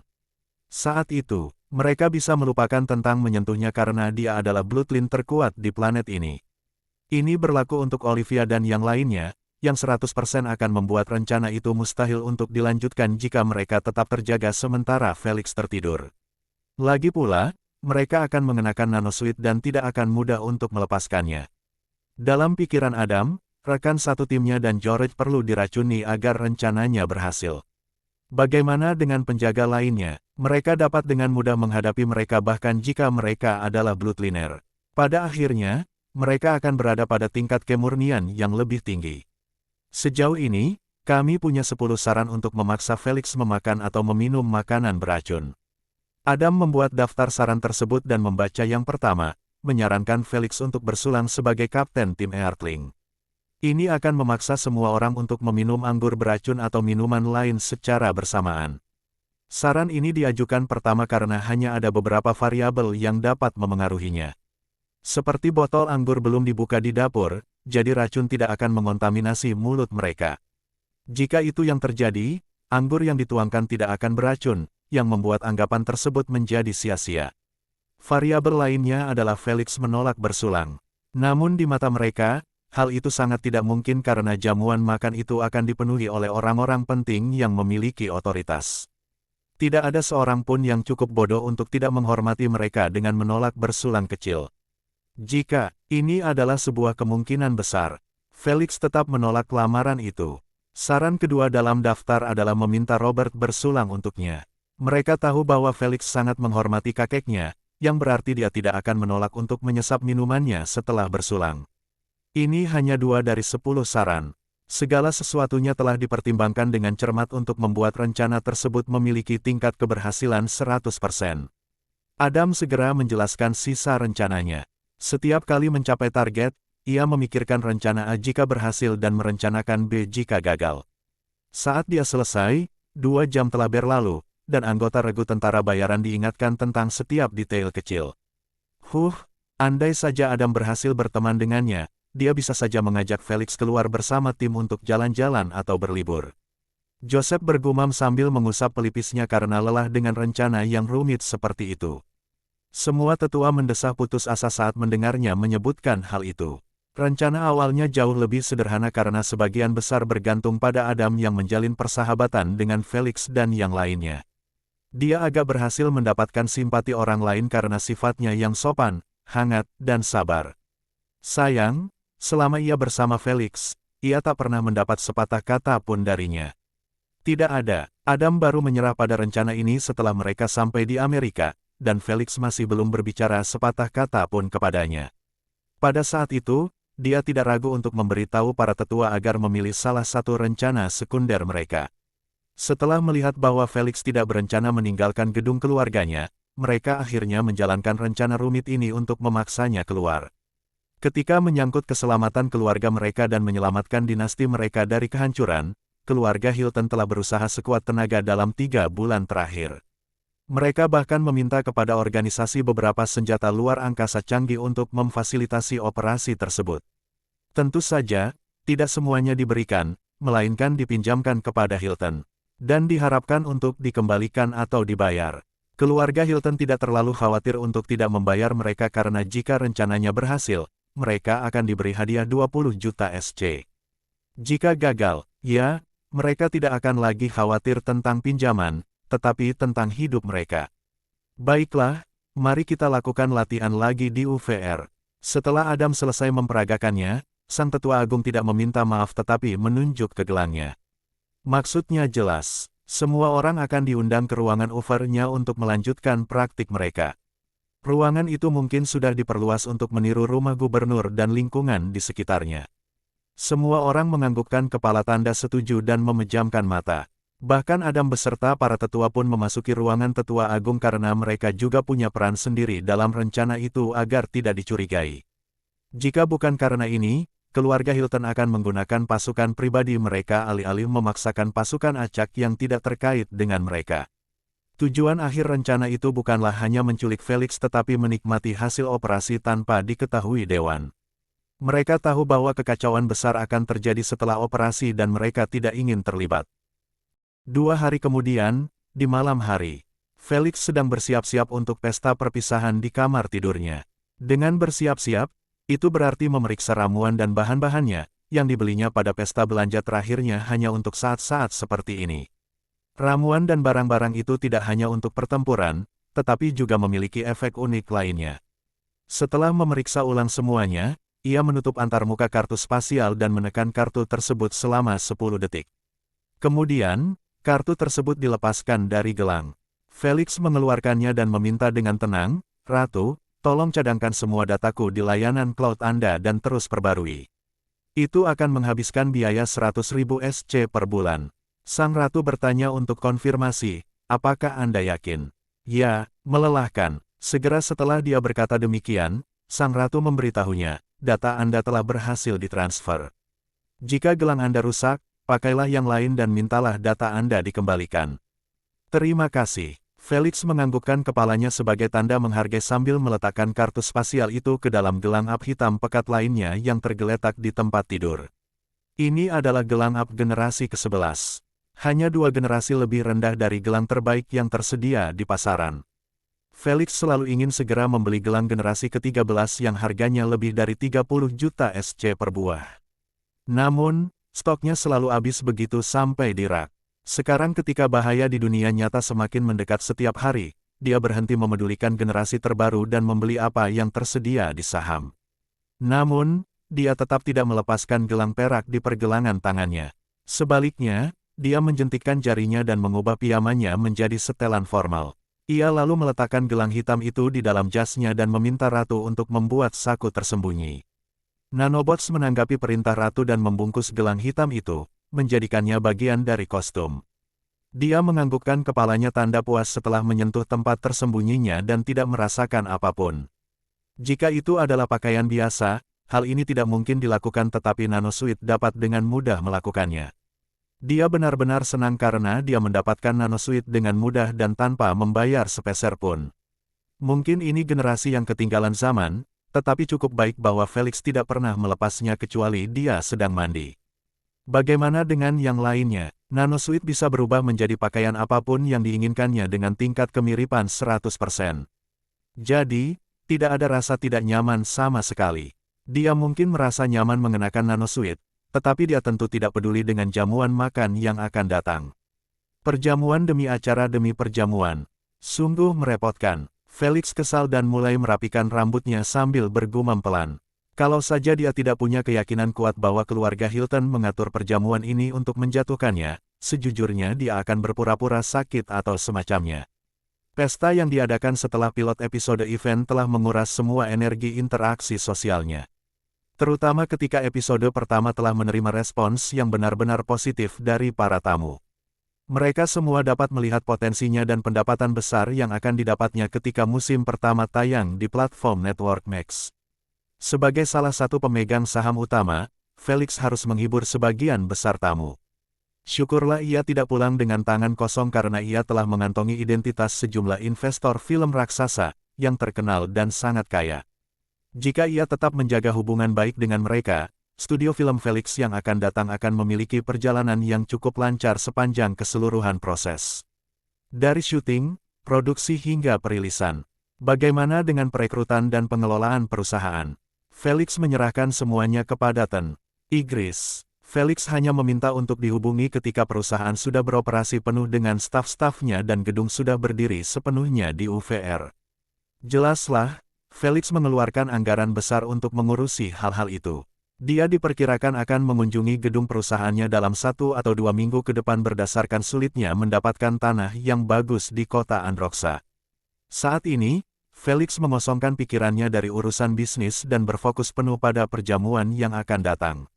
10 menit kemudian, Felix keluar dari lift dan menuju tempat parkir gedung. Setelah melihat 2 mobil limusin panjang, Felix masuk ke mobil putih itu. Siapa gadis cantik itu? Felix langsung memuji Olivia setelah melihatnya duduk di jok belakang sambil mengenakan gaun putih panjang dan riasan tipis. Namun, yang membuatnya tampak sangat imut adalah mutasi barunya setelah ia berhasil maju ke tahap penggantian pertama. Mutasi yang diterimanya sungguh luar biasa karena daun-daun putih telah tumbuh dari tulang belikatnya dan mencapai pinggangnya. Karena daun-daun putihnya ditumpuk jadi satu, mereka tampak seperti 2 sayap malaikat yang terlipat. Dengan gaun putih Olivia dan bunga lili di atas kepalanya, tidak berlebihan jika ia dijuluki bidadari. "Menurutmu aku cantik dan tidak imut?" tanya Olivia dengan mata berbinar. Ini mungkin pertama kalinya seseorang menyebutnya cantik alih-alih imut. Terutama ketika satu-satunya mutasi yang diterimanya hanya menambah kelucuannya dan bukan pesona seorang wanita. Sayang, kebahagiaannya itu tak bertahan lama karena Felix menjawab dengan santai, "Bagiku sama saja." Gedebuk, dasar brengsek. Olivia menendang Felix dengan sepatu hak tingginya sambil merajuk di jendela. Felix hanya mengangkat bahunya saat melihatnya dan mulai mengamati area di sekelilingnya. Dia tidak tahu kapan tepatnya Hilton akan menyerang dan dia harus menjaga kewaspadaannya pada puncaknya sepanjang waktu. Setelah menunggu selama 5 menit, para tetua turun dan pergi ke limusin hitam itu. Kemudian, mereka berangkat tanpa pengamanan ketat karena limusin itu anti peluru. Dan di mata para tetua, tidak ada yang berani menyerang mereka jika mereka mendapat dukungan dewan. Sementara yang lain mengobrol satu sama lain selama perjalanan, Felix terus mengintip dari jendela. Namun, menit demi menit berlalu dan mereka semakin dekat ke rumah gubernur. Namun, tidak ada satupun ancaman yang terlihat di inside. Kurasa mereka akan bertindak di acara perjamuan. Felix menyeringai kecil sambil bersandar di kursinya. 30 menit kemudian, kedua limusin itu diparkir di depan sebuah rumah mewah bergaya kastil barat, bukan bangunan modern. Karena dibangun di pinggiran kota, dikelilingi oleh taman buatan milik gubernur. Di taman ini, puluhan petugas keamanan dan pengawal tersebar di atasnya sambil mengenakan earpiece dan memegang radio di satu tangan. Ketika beberapa di antara mereka melakukan gerakan mendadak, pakaian mereka terbuka sedikit dan memperlihatkan 2 pistol yang tersarungkan di ikat pinggang mereka. Keamanannya lumayan, mungkin akan membuat mereka kerepotan. Felix berkomentar dalam benaknya sambil mengamati dengan matanya apapun yang menarik perhatiannya. Tak lama kemudian, dia melihat 4 lelaki dengan mutasi tersembunyi berdiri di depan pintu masuk rumah besar sambil melipat tangan mereka di atas daerah bawah mereka. Felix hanya melirik mereka dan terus berjalan memasuki aula yang sebagian besar sudah dipenuhi oleh para senior. Mereka duduk di meja kosong sambil mengobrol di bawah alunan musik piano klasik yang menenangkan. Felix menoleh ke kiri dan kanan dan segera melihat Adam duduk bersama para penatua Hilton di meja yang disediakan untuk keluarga mereka. Ketika Felix memandang mereka, ia menyadari bahwa mereka semua tengah memperhatikannya secara bersamaan. Beberapa di antara mereka menelan ludah setelah ketahuan sementara yang lain dengan cepat menoleh ke arah lain setelah matanya bersentuhan langsung dengan mereka. Penglihatannya yang lebih baik memungkinkannya menangkap ekspresi-ekspresi kecil dan isyarat-isyarat emosi yang tidak pada tempatnya. Setelah memperhatikannya, Felix menghilangkan keraguan apapun yang dimilikinya tentang serangan itu. Sekarang, dia 100% yakin bahwa sesuatu akan terjadi malam ini. Sementara itu, Adam, sang tetua agung, dan Joseph hanya tersenyum dan mengangkat gelas mereka ke arahnya sebagai salam. Tepuk-tepuk, fokus Felix kembali tertuju pada perjamuan setelah mendengar gemuruh tepuk tangan yang ditujukan kepada mereka. Selamat malam, Felix yang mati rasa berjalan melewati meja-meja sambil menganggukkan kepalanya sopan kepada para senior. Karena tidak ingin ketahuan mengobrol oleh salah satu dari mereka, Felix berjalan lebih cepat daripada yang lain. Tak lama kemudian, ia sampai di meja Maxwell dan duduk. Dia kemudian mengubah penglihatan inframerahnya ke 300 meter dan mempertahankannya seperti itu. Setiap aura humanoid baru yang memasuki zona ini akan segera terlihat. Akan tetapi, Felix menunggu dan menunggu namun tetap saja tidak ada seorang pun yang menyerbu pesta itu seperti yang diduganya. Setengah jam telah berlalu dan dia berbicara kepada gubernur, para tetua Walton, dan bahkan tetua agung Hilton datang untuk menyapa. Karena hubungan antar keluarga tegang, dia hanya menyapa mereka dan kembali ke mejanya. Dalam waktu singkat, para pelayan membawakan hidangan dan minuman. Segera setelah melihat tutup botol yang terbuka, The Hiltons menunjukkan tanda-tanda kelegaan. Beberapa tampak jelas sementara beberapa lainnya menyembunyikannya. Felix berhasil menemukan tanda-tanda halus tersebut saat dia terus melirik sekilas ke arah mereka sepanjang malam. Apakah ada sesuatu di makanan atau minuman itu? Ia merenung sambil melihat ke arah para pelayan yang meletakkan hidangan di hadapan setiap orang. Kemudian, ia menuangkan anggur atau sampahnya dari 2 botol yang terbuka ke nampan mereka. Tidak mungkin mereka hanya meracuni masakanku saja, karena staf yang dipekerjakan di rumah gubernur itu memakai gelang up. Felix menyimpulkan demikian karena para pelayan itu memakai gelang dan bahkan para pengawal pun punya gelang mereka sendiri. Sudah 1,5 tahun undangan SG dan gelang-gelang itu mudah didapatkan hanya bagi orang-orang yang sangat berwibawa dan orang-orang kaya. Ini berarti, bahkan staf dapur pun punya gelang mereka sendiri. Karena gubernur memberi mereka satu, ia tentu saja membuat mereka menandatangani kontrak untuk setia kepadanya dan kediamannya. Akan tetapi, para penjaga keamanan di luar tampak seperti mereka baru saja disewa untuk pesta tersebut karena mereka tidak memiliki gelang. Itulah sebabnya mereka ditinggalkan di luar rumah sementara para pengawal bergelang tetap berada di dalam. Setelah mencapai penalaran ini, Felix yakin bahwa jika racun adalah rencana Hilton, mereka pasti telah meracuni semua makanan dan minuman karena mereka tidak memiliki orang dalam yang dapat meracuni hanya makanannya. Ini menandakan bahwa makanan keluarga Hilton juga beracun. Karena seperti itu, ia menyimpulkan bahwa Hilton tidak dapat menaruh racun yang merusak, tetapi cukup racun yang lembut. Seperti melumpuhkan, membuat mengantuk, atau membuat mereka kehilangan kesadaran. Dia tidak tahu bagaimana tepatnya mereka melakukannya dan dia tidak peduli. Dia hanya ingin tahu apakah racun itu berbahaya atau tidak. Lagi pula, kakeknya dan Olivia juga akan mencerna racun itu. Setelah menyimpulkan bahwa itu tidak fatal, Felix memejamkan mata dan membayangkan apa yang akan dia lakukan jika dia adalah dalangnya. Racun semua orang, serbu perjamuan, culik aku saja untuk menghindari masalah yang tidak perlu, dan kirim aku ke titik ekstraksi yang sudah disiapkan. Dia membuka matanya dan menyeringai tipis, di titik ekstraksi, Tuan Hare akan 80% berada di sana sebagai perantara operasi ini. Dia akan mengekstrak kemampuanku secara pribadi atau membawaku ke anggota organisasi. Ting, ting, ting. Proses berpikir Felix terganggu oleh Hilton Grand Elder yang memukul gelas anggurnya dengan sendok perak kecil. Beberapa orang senior yang sudah siap mencicipi hidangan lezat mereka, mengangkat kepala dan memusatkan perhatian pada tetua agung seperti orang lainnya. Hadirin sekalian, saya merasa terhormat karena memiliki darah yang sama dengan cicit saya, Adam. Tetua agung menepuk bahu Adam sambil tersenyum penuh kasih dan berkata, dia adalah kebanggaan keluarga kita. Sebentar lagi, dia akan menjadi kebanggaan negara dan seluruh planet. Tepuk-tepuk, terima kasih, terima kasih. Sang tetua agung meletakkan tangannya di dadanya sambil menunjukkan ekspresi penghargaan atas tepuk tangan yang tiba-tiba itu. Namun, ia melambaikan tangannya pelan untuk menghentikan mereka dan melanjutkan, saya ingin cicit saya mengusulkan bersulang, tetapi bagaimana mungkin saya berani melakukannya sementara Kapten Tim Bumi sedang bersama kita.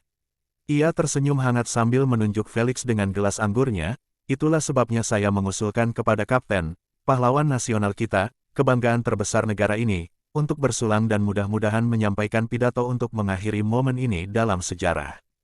Tepuk tepuk tepuk. Kali ini tepuk tangan semakin meriah karena semua orang memperlihatkan ekspresi penuh harap dan bangga saat menatap Felix. Sang Tetua Agung tidak salah dalam mengukir sejarah karena ini akan menjadi bersulang pertama Felix sebelum bergabung dengan PSG. Jadi begitulah rencana mereka untuk memaksa semua orang diracuni secara bersamaan. Felix merenung dalam benaknya tentang ide yang cerdas itu. Felix dengan mudah berhasil mengetahuinya karena kebenaran sudah terungkap di depannya. Kalau dia tidak bisa melihat rencana tersembunyi Tetua Agung dari usulannya, sebaiknya dia menyerahkan diri sepenuhnya kepada organisasi. Penatua, Anda menyanjung saya lebih dari yang seharusnya. Felix tiba-tiba berdiri sambil membetulkan dasinya. Dia tersenyum sopan sambil melihat antisipasi yang jelas tergambar di wajah keluarga Hilton dan yang lainnya. Akan tetapi, sementara yang lain mengantisipasi bersulang, keluarga Hilton menunggunya meminum gelas beracun itu.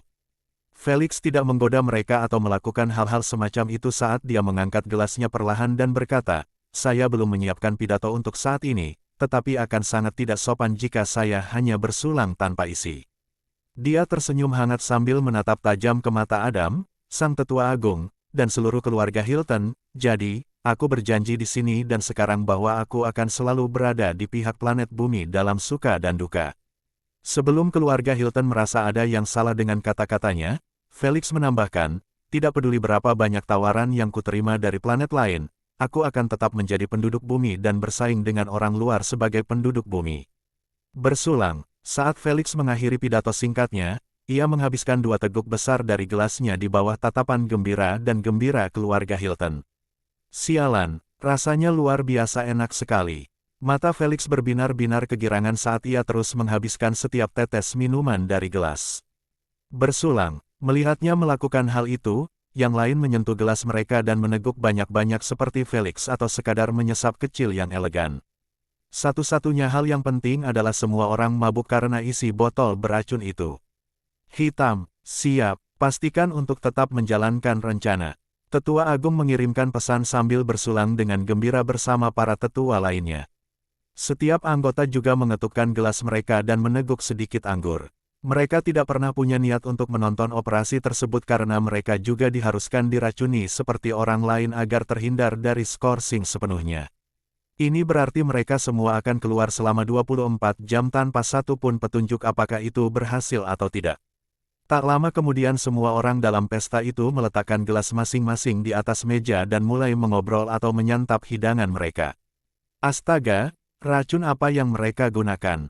Rasanya sungguh nikmat. Mata Felix hampir berkaca-kaca karena kelezatan steak itu.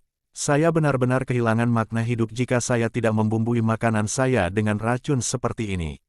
Sayang, kenikmatan Felix harus terhenti saat ia menyadari Olivia dan orang-orang di dekatnya mulai bereaksi aneh.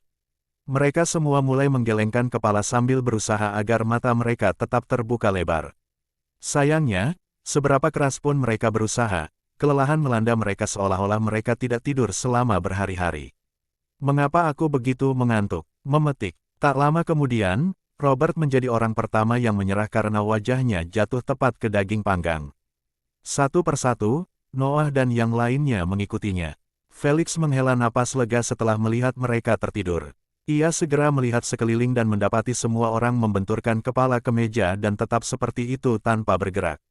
Sementara para pelayan, pembantu, dan penjaga menyaksikan pemandangan mengerikan ini dengan jantung mereka yang siap melompat ke tenggorokan mereka, Felix hanya melirik ke arah keluarga Hilton dan menatap Adam yang menatapnya dengan dingin untuk pertama kalinya. Seperti yang kuduga, buah jatuh tak jauh dari pohonnya. Felix menyeringai dalam hati sambil menguap dengan ekspresi lelah. Tak lama kemudian, ia pun memejamkan mata dan meletakkan kepalanya di samping piring. Segera setelah itu, ia menerima pesan dari Ratu. "Tuan Felix, Anda telah terdaftar sebagai kontak darurat untuk Olivia dan Robert. Jadi, saya harus memberitahu Anda bahwa saat ini, keduanya telah kehilangan kesadaran di alamat ini XXXX. Ia menambahkan, karena peraturan yang diberlakukan terhadap saya tidak dapat memberitahu Anda penyebab situasi mereka." Mendengar itu, Felix terdiam.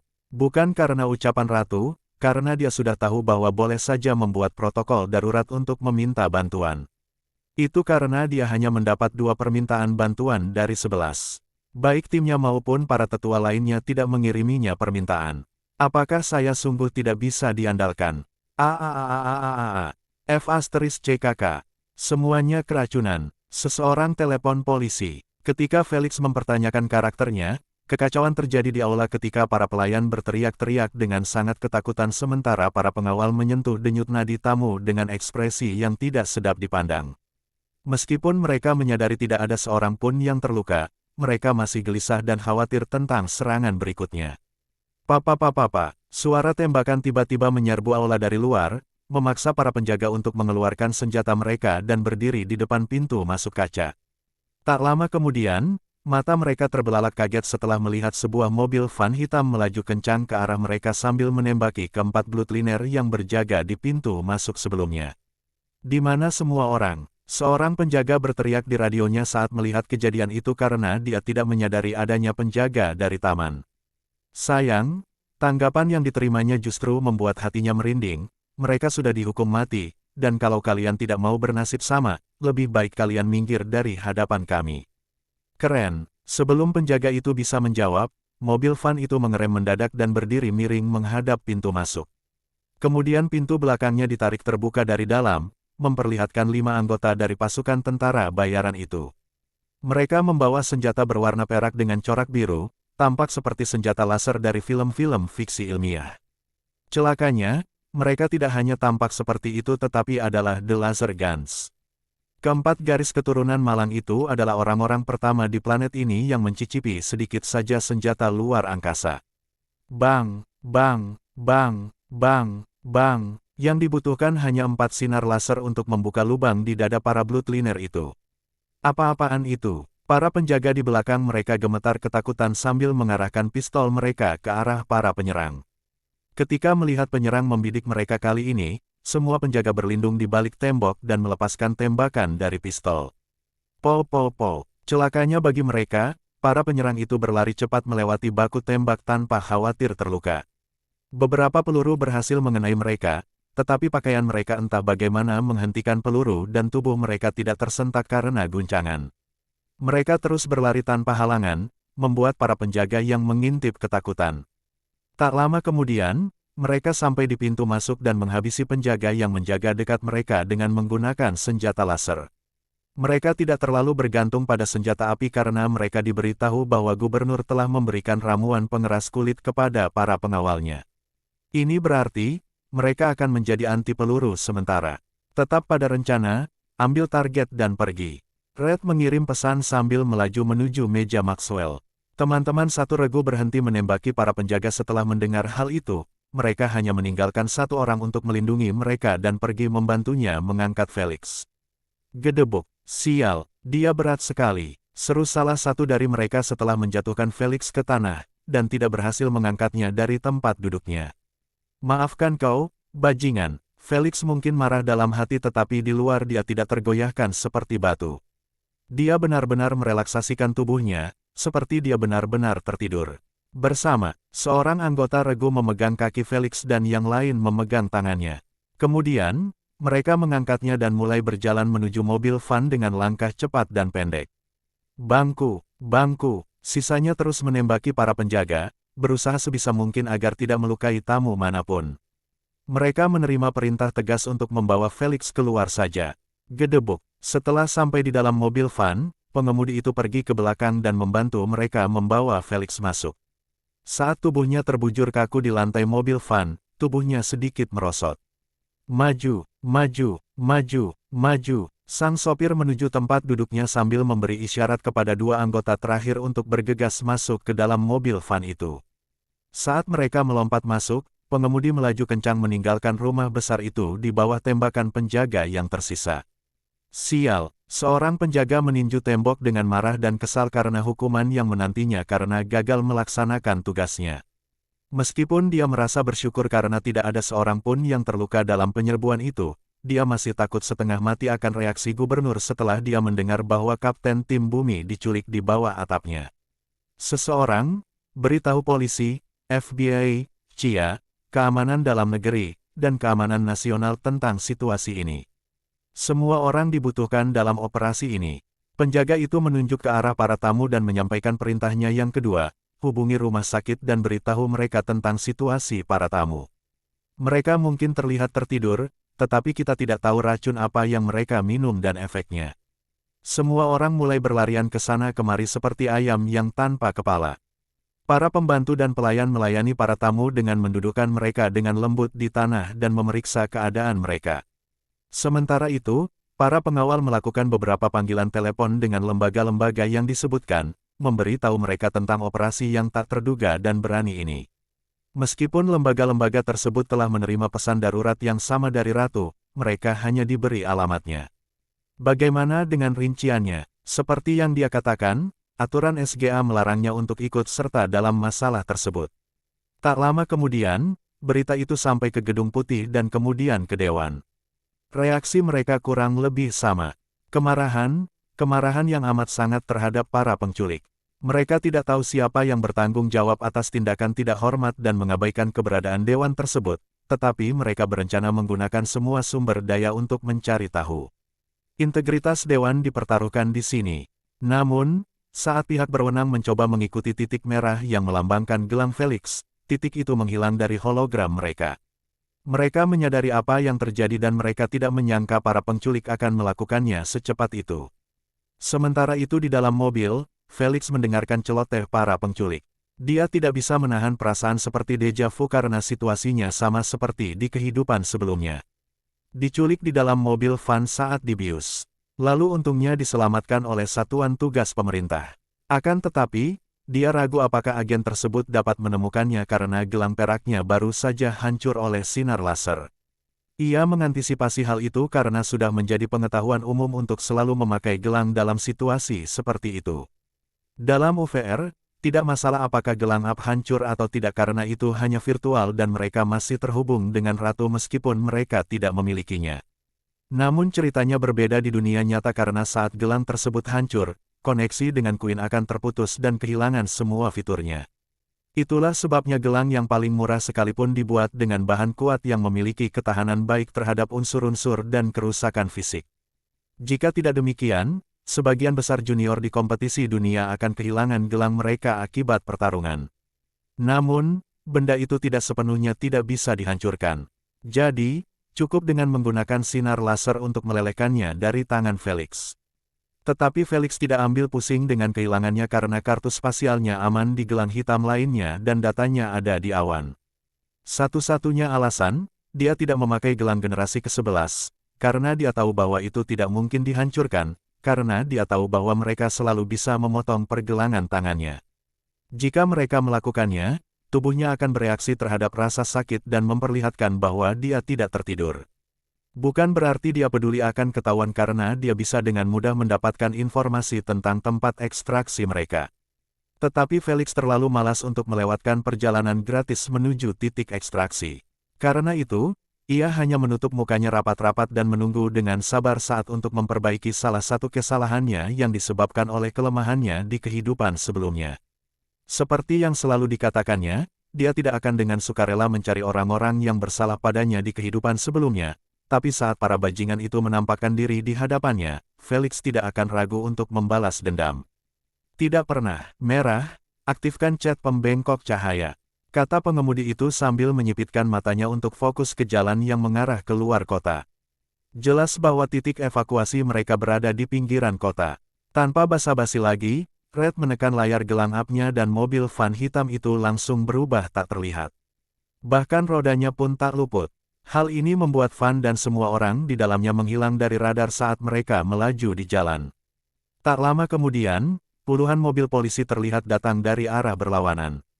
Karena jalan itu dua arah dan tidak cukup lebar, mobil-mobil polisi ditumpuk satu di samping yang lain, sehingga mustahil bagi mobil van itu untuk melewatinya tanpa ketahuan. Oleh karena itu, pengemudi harus parkir di pinggir jalan sampai mereka lewat. Fiuh. Setelah melihat mobil polisi terakhir melaju kencang, pengemudi mulai melambat agar tidak menimbulkan debu dan menenggelamkan dirinya di jalan. Kemudian, perjalanan selanjutnya berjalan lancar karena semakin dalam mereka masuk ke daerah pinggiran kota, semakin sedikit kantor polisi yang berada. Dalam waktu singkat, mobil van itu berhenti di depan sebuah rumah biasa dengan halaman belakang kecil. Segera setelah berhenti, mobil van itu kembali terlihat di tempat terbuka. Tepat waktu, Red menepuk jidat pengemudi dan keluar. Ia melihat sekeliling dan menyadari bahwa lingkungan itu sunyi seperti kuburan. Dia tidak terkejut dengan pemandangan itu karena bagian lingkungan ini masih baru dan belum dijual. Tentu saja, keluarga Hilton berhasil mendapatkan info ini dari saluran real estate mereka. Jika mereka tidak khawatir dicurigai oleh pihak berwenang, mereka akan menggunakan salah satu dari banyak aset mereka yang terbengkalai. Dengan demikian, area ini sempurna untuk zona pendaratan cepat. Tuan Haier, apakah Anda di sini?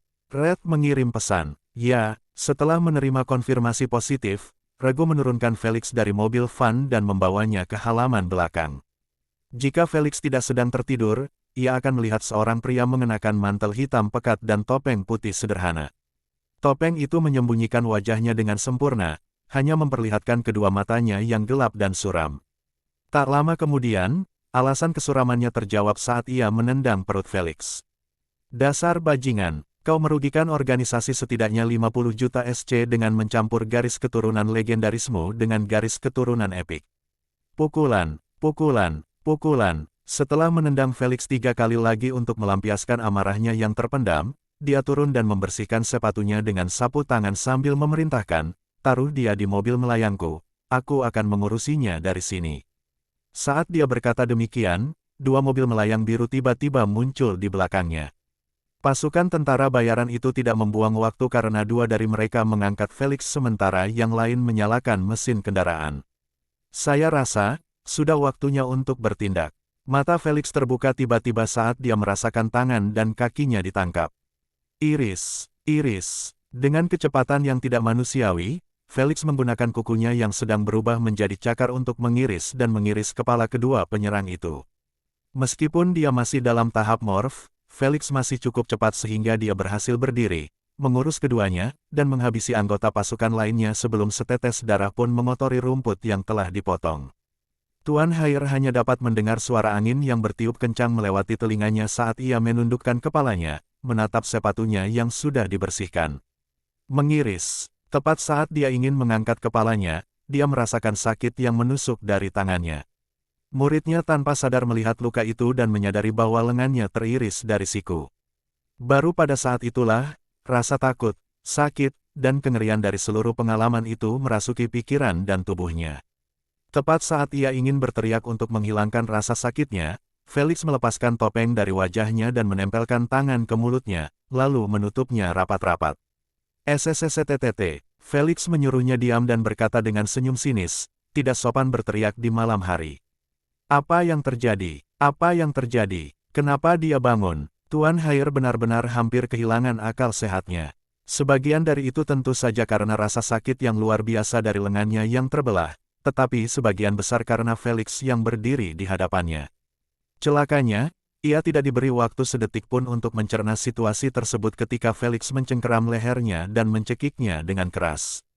Dia kemudian memberinya 3 pukulan cepat di perut, memastikan untuk menggunakan kekuatan yang cukup untuk melukainya tetapi tidak merusak organ-organnya. Jika kau tidak berguna bagiku, aku akan membuatmu menyesal saat kau menendangku. Dengan ekspresi dingin, Felix mengencangkan tangannya di leher Tuan Sewaan untuk terakhir kalinya sebelum melemparkannya ke tanah. Batuk, batuk. Tuan Haier segera mulai mengambil napas dalam-dalam sambil batuk-batuk seperti dia tidak pernah menghirup oksigen selama bertahun-tahun. Felix berjongkok di samping Tuan Sewaan dan menaruh tangannya di atas kepalanya. Sedetik kemudian, kabut berwarna keperakan mulai keluar dari telapak tangan Felix hingga seluruh kepala Tuan Haier tertutupi olehnya. Apa yang kamu lakukan padaku? Melihat hal itu, Tuan Haier menangis terseduh-seduh, seperti dia kesulitan menyambungkan kata-katanya. Tidak banyak, Felix tersenyum hangat sambil memiringkan kepalanya, hanya bujukan untuk membuatmu berbicara. Felix menambahkan dengan nada main-main, oh, anggap saja seperti disuntik dengan serum kebenaran.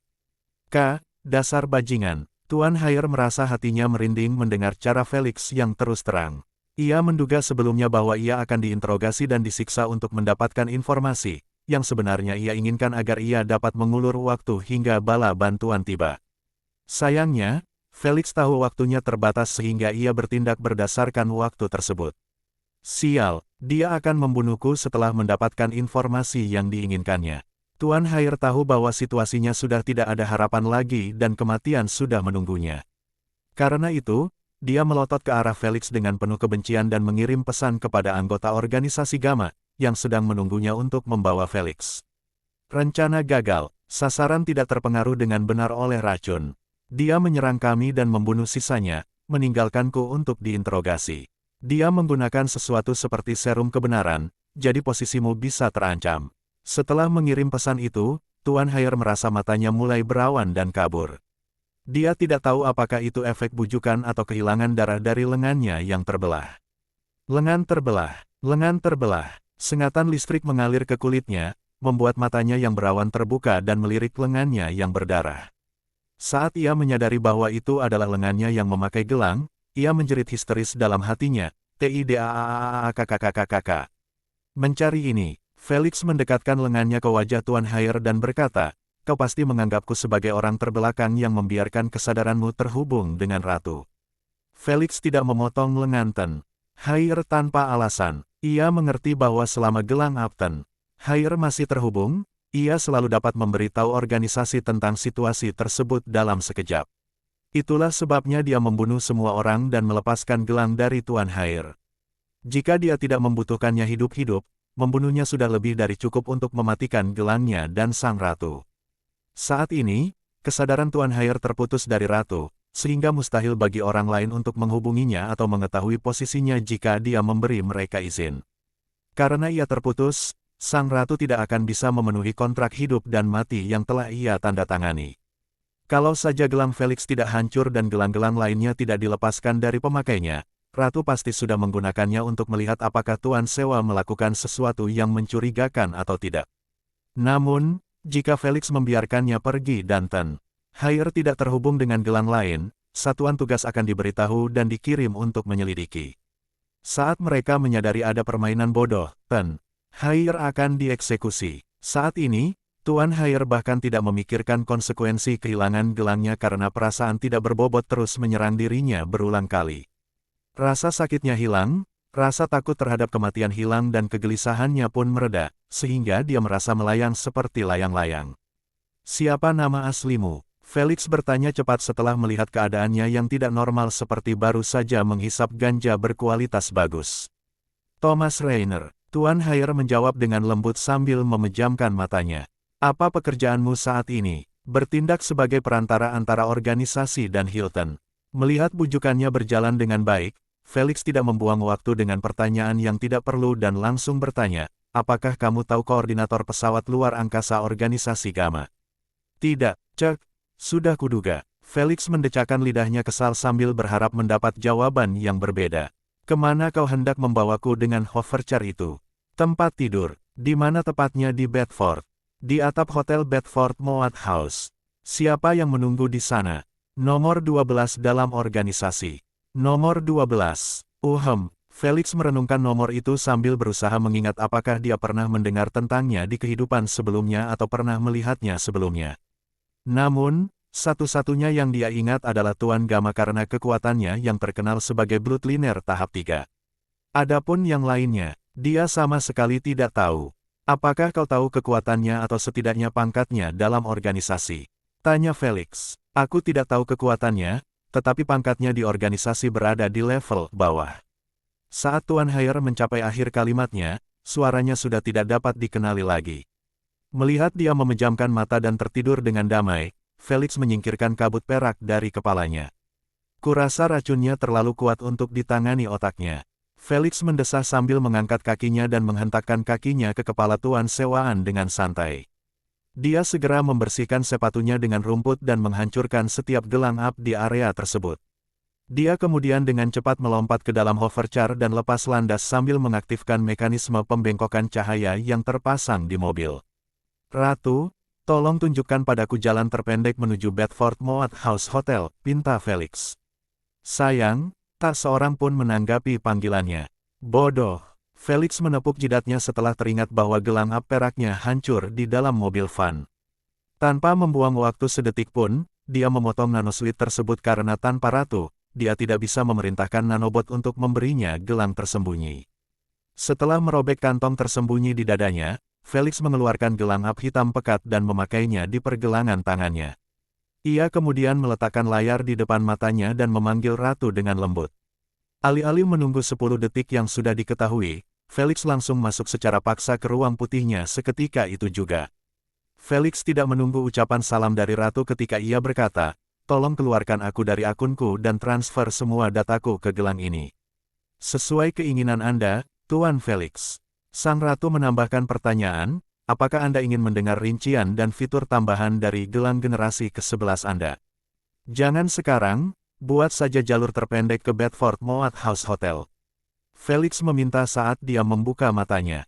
Segera setelah itu, sebuah peta holografik dibuat di sebelah kanannya. Di dalamnya, Felix dapat melihat 2 titik berwarna. Satu mewakili mobilnya dan yang lainnya adalah tujuannya. Suara mendesing. Felix menekan tombol akselerasi dan memperhatikan mobilnya melaju dengan kecepatan subsonik, hampir memecahkan penghalang suara. Dengan kecepatan ini, ia akan mencapai tujuannya hanya dalam beberapa menit. Ia menyukainya karena ia tahu bahwa nomor 12 berpotensi menghubungi Tuan Haier untuk mendapatkan kabar terbaru. Karena dia sudah mati, nomor 12 akan melihat bahwa ada sesuatu yang salah terjadi dalam operasi setelah tidak menerima respons. Jadi, Felix berpacu dengan waktu untuk mencapai nomor 12 sebelum itu terjadi. Setelah beberapa menit, Felix memperlambat kecepatan hovercar-nya setelah menyadari bahwa ia akan mencapai tujuannya. Karena Bedford Moat House Hotel tingginya hanya 50 meter, Felix mampu terbang jauh di atas atap dan mengintai tanpa diketahui. Oh, itu dia. Felix dengan mudah melihat seorang pria bersandar di hovercar hitam sambil menguap malas. Dia memiliki mutasi yang cukup besar karena 2 bilah perak menonjol dengan bangga dari sikunya dan 2 lagi dari bahunya. Seluruh atapnya kosong, yang agak aneh. Felix tidak menyusahkan dirinya untuk mencari tahu alasannya saat ia mengendalikan hovercar untuk mendekati pria itu secara perlahan dan tanpa suara. 50 meter, 40 meter, 30 meter. Setelah mencapai jarak ini, Felix berhenti turun lebih jauh. Mobil melayang itu berada tepat di atas kepala pria itu dan jika dia mendekat, dia pasti akan ditemukan. Kalau saja hovercar-nya tidak sangat senyap dan juga tidak terlihat, dia pasti sudah ketahuan. Tak perlu penghalang, tak perlu masker. Bujukan Pradizi akan berhasil. Setelah mengambil keputusan, Felix melepas sabuk pengaman dan keluar dari jendela secara perlahan agar tidak menimbulkan suara apapun. Setelah berdiri di atas kap mesin, Felix memasuki keadaan setengah berubah dan mengeluarkan jarum kuning panjang dari ujung jarinya. Dia tidak ingin menggunakan bom karena bom dapat menimbulkan suara angin. Bom dapat dihindari jika indera Tuan 12 cukup tajam. Jadi, bahkan ketika Felix berencana menggunakan jarum kuning halus, dia tidak langsung menembakkannya karena dia tahu bahwa dia tidak boleh meleset dari tembakannya. Dia hanya mempunyai satu kesempatan untuk mengambil alih kendali situasi tanpa sepengetahuan organisasi. Jika dia gagal dalam serangannya, Tuan 12 tidak akan ragu untuk mengirim pesan kepada Tuan Gamma sebelum bertarung dengannya. Felix ingin menghindari hal itu dengan segala cara karena seluruh rencananya berpusat pada ketidaktahuan organisasi tentang pergerakannya. Jika bukan karena ini, Felix tidak akan memilih induksi Paradizi tetapi induksi hipotensi. Dia mengerti bahwa Tuan 12 memiliki Tuan Gamma sebagai kontak daruratnya jika dia pingsan. Jadi, dia tidak boleh kehilangan kesadaran sedikit pun. Felix terus menyipitkan matanya ke wajah Tuan 12 hingga hidungnya membesar tepat di depan Felix. Dalam situasi seperti itu, penglihatannya yang lebih tajam sangat berguna. Sekarang, tanpa ragu, dia menjentikkan jarum kuning itu dengan tangannya yang seperti ular, seperti sedang menjentikkan kartu.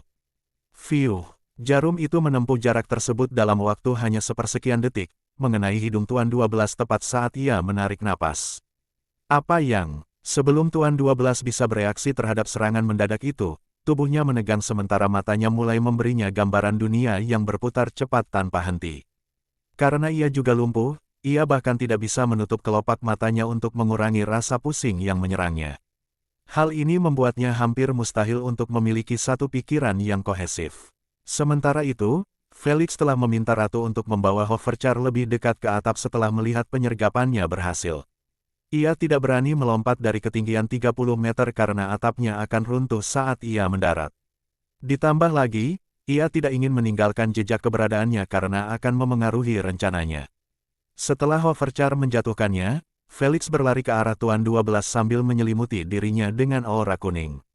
Setelah ia sampai di Tuan 12, Felix mematahkan keempat anggota tubuhnya sehingga ia tergeletak di tanah seperti boneka rusak.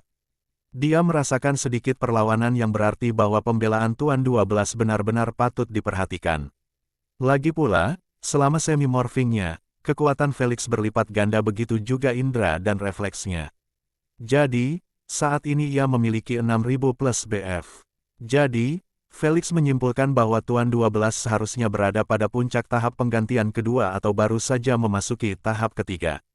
Tetap saja, Felix tidak bergeming sedikit pun sejak Tuan 12 terperangkap dalam belas kasihannya, sama seperti tikus-tikus lain yang menaruh niat jahat terhadapnya.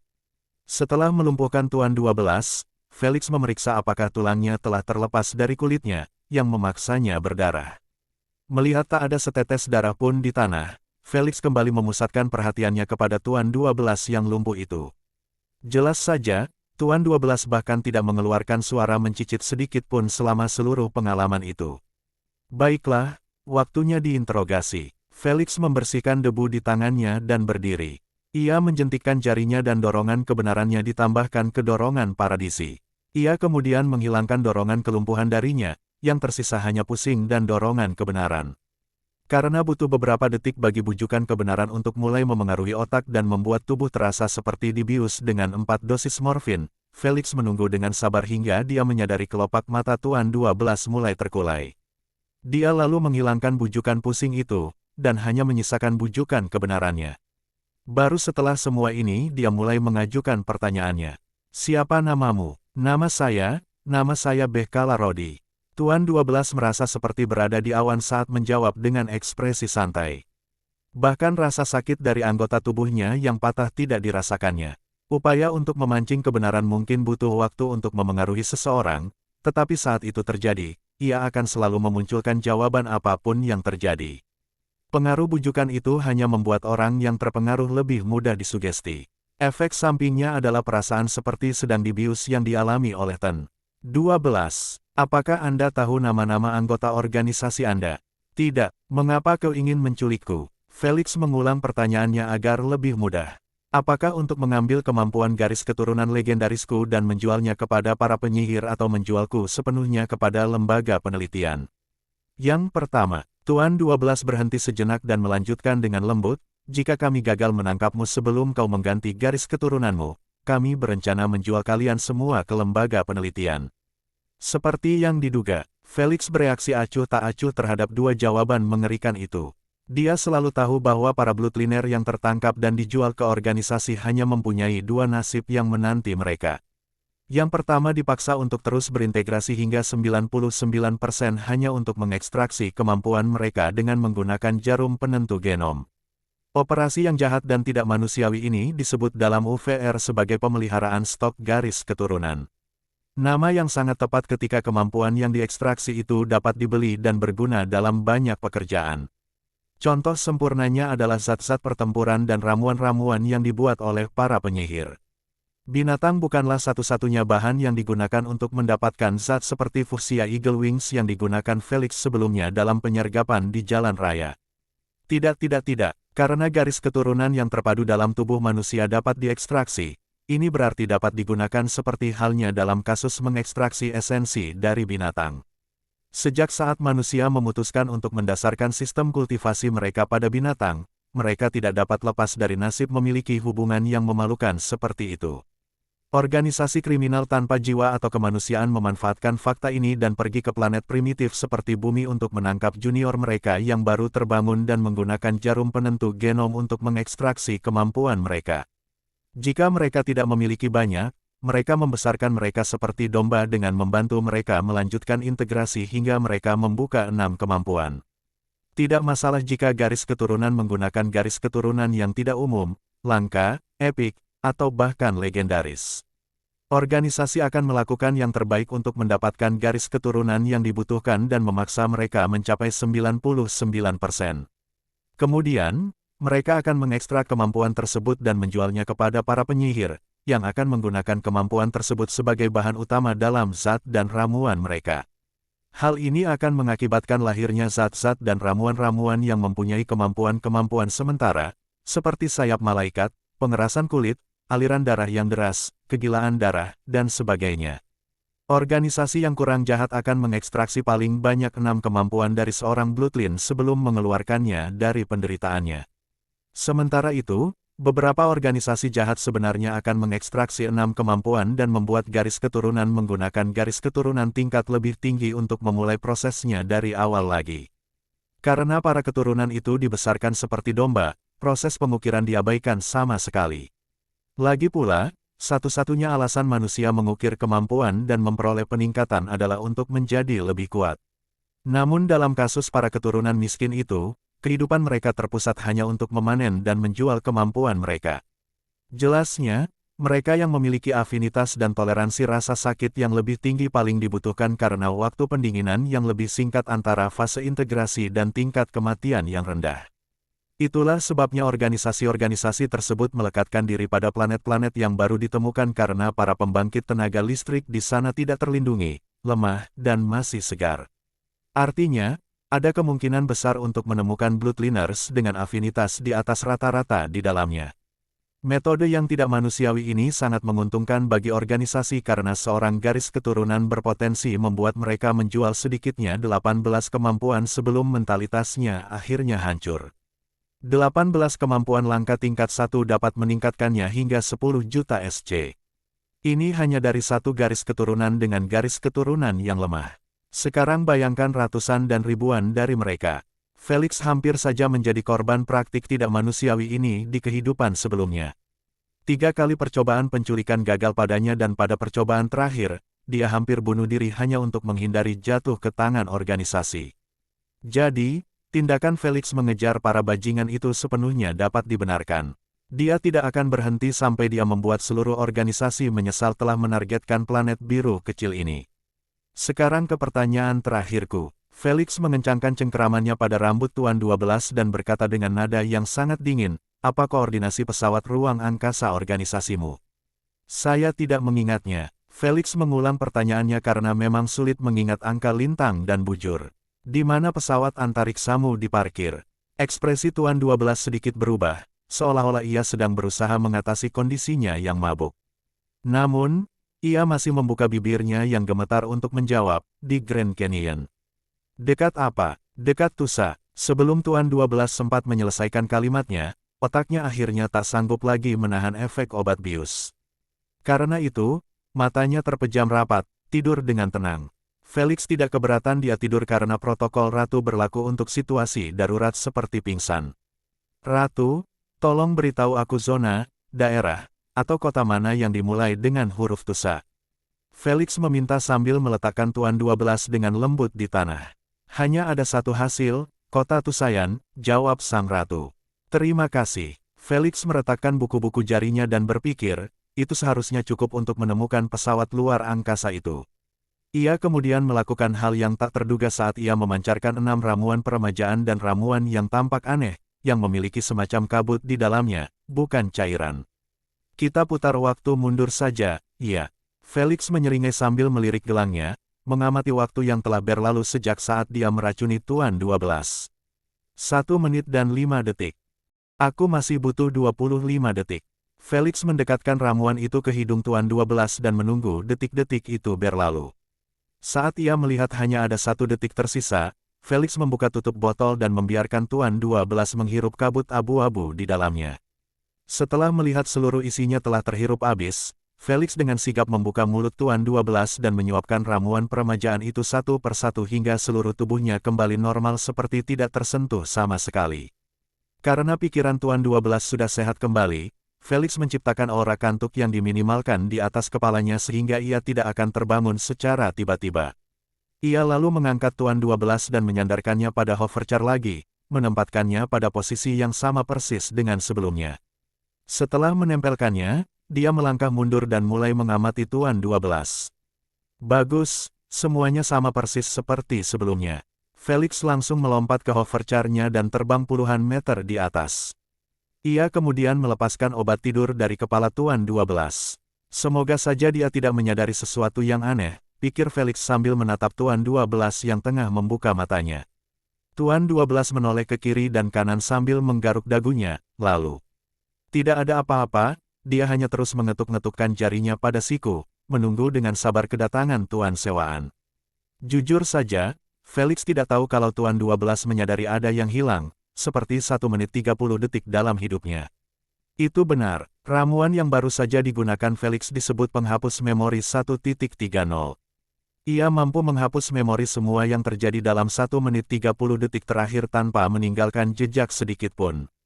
Prosesnya juga lancar dan tidak berbahaya, tidak merusak pikiran sedikit pun. Felix punya 5 ramuan lagi yang masing-masing memiliki waktu dan harga yang berbeda. Mulai dari menghapus ingatan dalam semenit, 2 menit, 3 menit, dan bahkan 15 menit. Ramuan yang dia gunakan berharga 6 juta SC saat dia membelinya di toko Lubi saat berbelanja. Jadi ketika Felix berkata bahwa sudah saatnya memutar balik waktu, ia mengacu pada Tuan 12 yang terbangun dan melupakan segala sesuatu yang telah terjadi dalam kurun waktu tersebut. Felix tahu bahwa Tuan 12 tidak akan merasakan sakit kepala atau nyeri setelah bangun. Ia menduga bahwa Tuan 12 tertidur selama 1 atau 2 detik. Karena sebelumnya dia sudah menguap malas, tidak akan aneh jika dia memejamkan mata untuk beristirahat sejenak atau 2 detik. Semua bab baru di novelbin.com. Karena tubuhnya baik-baik saja, area di sekelilingnya sama, dan segala sesuatu tampak normal, ia tidak akan berasumsi bahwa dirinya disergap, informasinya diambil, dan akhirnya ingatannya terhapus. Tidak seorang pun akan langsung berasumsi demikian. Bahkan orang yang paling paranoid sekalipun. Felix hanya khawatir Tuan 12 akan melirik waktu sekarang dan menyadari bahwa 2 menit telah berlalu. Jika dia tepat waktu dan tahu waktunya dengan baik, dia akan dengan mudah mengetahui 2 menit tambahan tidak normal yang ditambahkan itu. Jika itu terjadi, dia pasti akan bertanya kepada Ratu apakah jam gelang itu rusak. Ratu pasti akan menyangkalnya. Saat itu, Tuan 12 hanya perlu mengajukan pertanyaan ajaib kepada Ratu, lebih besar dari apakah sesuatu terjadi. Setelah sampai di sana dan melihat gelang itu telah hancur total, dia merasa jantungnya akan meledak karena marah. Dia ingin mengambil gelang-gelang itu karena gelang-gelang itu akan merekam apa yang terjadi di sini. Pasukan tentara bayaran dan bahkan Tuan Haier diperintahkan untuk terus merekam. Namun, melihat gelang-gelang yang sudah rusak, Tuan 12 tahu bahwa datanya tidak dapat disimpan. Dan hanya pemilik sebelumnya yang berhak mengambil kembali data yang hilang dari Ratu. Kecuali mereka memberikan akses ke data pribadi mereka kepada orang lain. Namun, tidak ada orang waras yang akan melakukan itu karena istilah itu terlalu berlebihan. Intip, intip, suara sirene tiba-tiba bergema dari kejauhan, yang menandakan datangnya polisi dengan cepat. Berdasarkan bunyinya, Tuan 12 menebak bahwa mereka akan sampai di sana dalam waktu kurang dari 30 detik. Dasar bajingan, Bam, marah dan agak ketakutan, Tuan 12 tidak dapat menahan diri untuk tidak mengumpat sambil menendang mayat. Dia baru saja hendak meminta organisasi untuk mengirim perantara pribumi lain ke sini untuk menjemput Felix dan membawanya ke tempat terpencil. Lagi pula, tidak perlu Tuan Haier. Penduduk asli manapun bisa melakukannya. Akan tetapi, setelah mendengar sirene, rencana itu hancur begitu saja saat tertanam dalam pikirannya. Tidak heran dia merasa takut. Felix benar-benar telah meramalkan semua rencananya sebelumnya dan memastikan untuk membuat tindakan balasan terhadapnya saat dia masih berpura-pura tidur. Semua ini agar dia tetap berada dalam kegelapan. Sementara itu, Tuan 12 tidak tinggal di halaman belakang untuk melampiaskan amarahnya saat ia dengan cepat menghubungkan kedua hovercar biru itu dengan gelangnya dan mengendalikannya secara manual untuk terbang mengejar hovercarnya. Dia membuat mereka semua menjadi tidak terlihat sebelum berhenti pada ketinggian 10 meter di udara. Kemudian, dia hanya terus menonton dengan jengkel ketika mobil polisi dan mobil SWAT mengepung rumah itu tanpa memasukinya. Mereka terus mengarahkan senjatanya ke sana sambil menunggu instruksi lebih lanjut.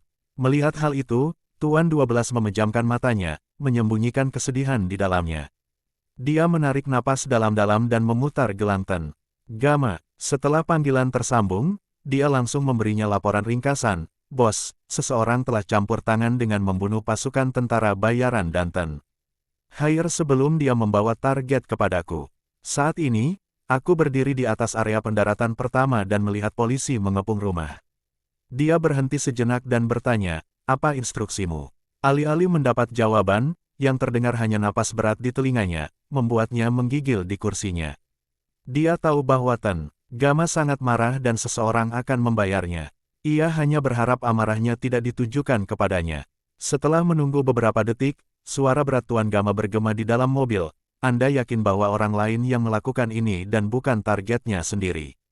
Ya, aku melihat dia tertidur di rumput di samping mayat-mayat dengan mataku sendiri.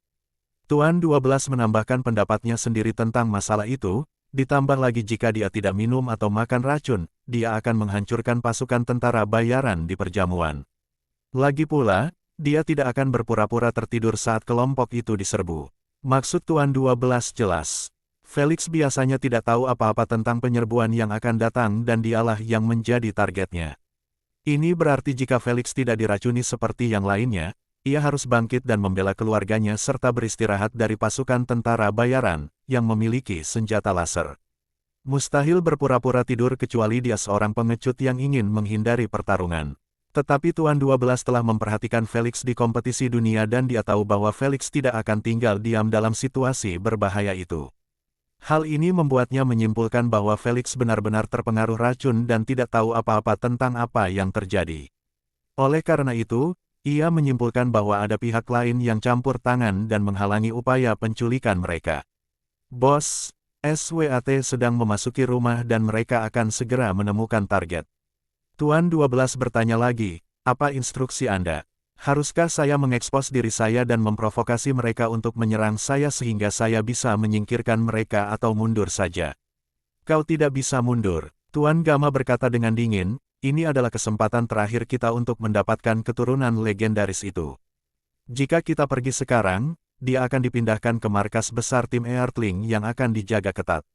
Saat itu, dia akan mengganti seluruh keturunannya dengan keturunan epik dan kita akan kehilangan kemampuan legendaris itu. Dong, Tuan 12 tersentak setelah mendengar suara sebuah benda hancur di sisi lain panggilan. Itu minimal 200 juta SC terbuang sia-sia. 200. Perintah Tuan Gama dengan nada tertahan, kita tidak boleh kehilangan uang gratis seperti itu. Sebaiknya kau pastikan untuk mengulur waktu sampai perantara kedua mencapai area tersebut dan memilih target. Saat Tuan Gama selesai berbicara, kru SWAT telah sampai di halaman belakang dan melihat pembantaian itu. Karena halaman belakangnya tidak begitu besar, mereka dengan mudah melihat Felix tergeletak di rumput sambil menghadap mereka dengan darah mengotori rambut dan wajahnya. Dia benar-benar di sini, teriak Kapten SWAT sambil cepat-cepat berpisah dari krunya. Mereka juga tidak tinggal diam karena 3 orang pergi ke arah Felix, 4 orang lagi pergi mengamankan area dan 3 orang terakhir tetap di posisi mereka. Salah satu dari mereka menyampaikan informasi kepada yang lain dan atasannya. Tahan di sana. Tuan 12 segera berteriak dari jendela setelah melihat mereka mencoba mengangkat Felix. Dia kemudian melompat ke kap mobilnya sambil mengendalikannya dari jarak jauh untuk turun. Setelah mencapai 10 meter, dia melepaskan kamuflase mobilnya, dan memperlihatkannya kepada kru SWAT yang terkejut. Lagi pula, mereka baru saja mendengar suara yang datang entah dari mana dan tiba-tiba sebuah hovercar muncul di atas mereka. Membekukan. Petugas SWAT secara refleks mengarahkan senjata mereka ke arahnya sambil bergerak perlahan ke tempat perlindungan terdekat. Ketiga anggota SWAT di dekat Felix hanya berdiri di depannya, menggunakan tubuh mereka untuk melindunginya. Tak terganggu dengan serangan itu, Tuan 12 meminta Ratu untuk menandai semua orang dengan lampu merah dan mematikannya saat mereka menyerangnya. Setelah melihat semua orang ditandai, ia mengaktifkan sistem pertempuran di hovercar miliknya secara manual. Saat sistem itu aktif, bemper depan mobil terbuka lebar. Wus-wus, apa-apaan itu? Seorang polisi berteriak keras karena takut setelah melihat 2 senapan panjang berwarna perak menyembul dari dalam mobil. Felix, lebih baik kau bergerak. Asna memberitahunya dengan acuh tak acuh sambil meletakkan pion di papan catur. Si brengsek itu mencoba memancing semua orang untuk menyerangnya terlebih dahulu. Segera setelah mendengarnya, Felix tahu bahwa sudah bukan saatnya lagi berpura-pura tidur. Oleh karena itu, dia memegang kepalanya erat-erat sambil mengerang keras, kepalaku yang sialan ini mau pecah. Semua orang di area itu menoleh ke arahnya dan mulai memperhatikan dia yang berusaha berdiri dengan susah payah. Ekspresi Tuan 12 langsung berubah jelek saat melihatnya. Dia sama sekali lupa tentang daya tahan racun Felix yang tinggi yang akan menurunkan potensi racun dari 24 jam yang diketahui menjadi hanya 20 menit. Wah, setelah melihat jam, dia baru sadar kalau Felix sudah minum racun itu selama 25 menit.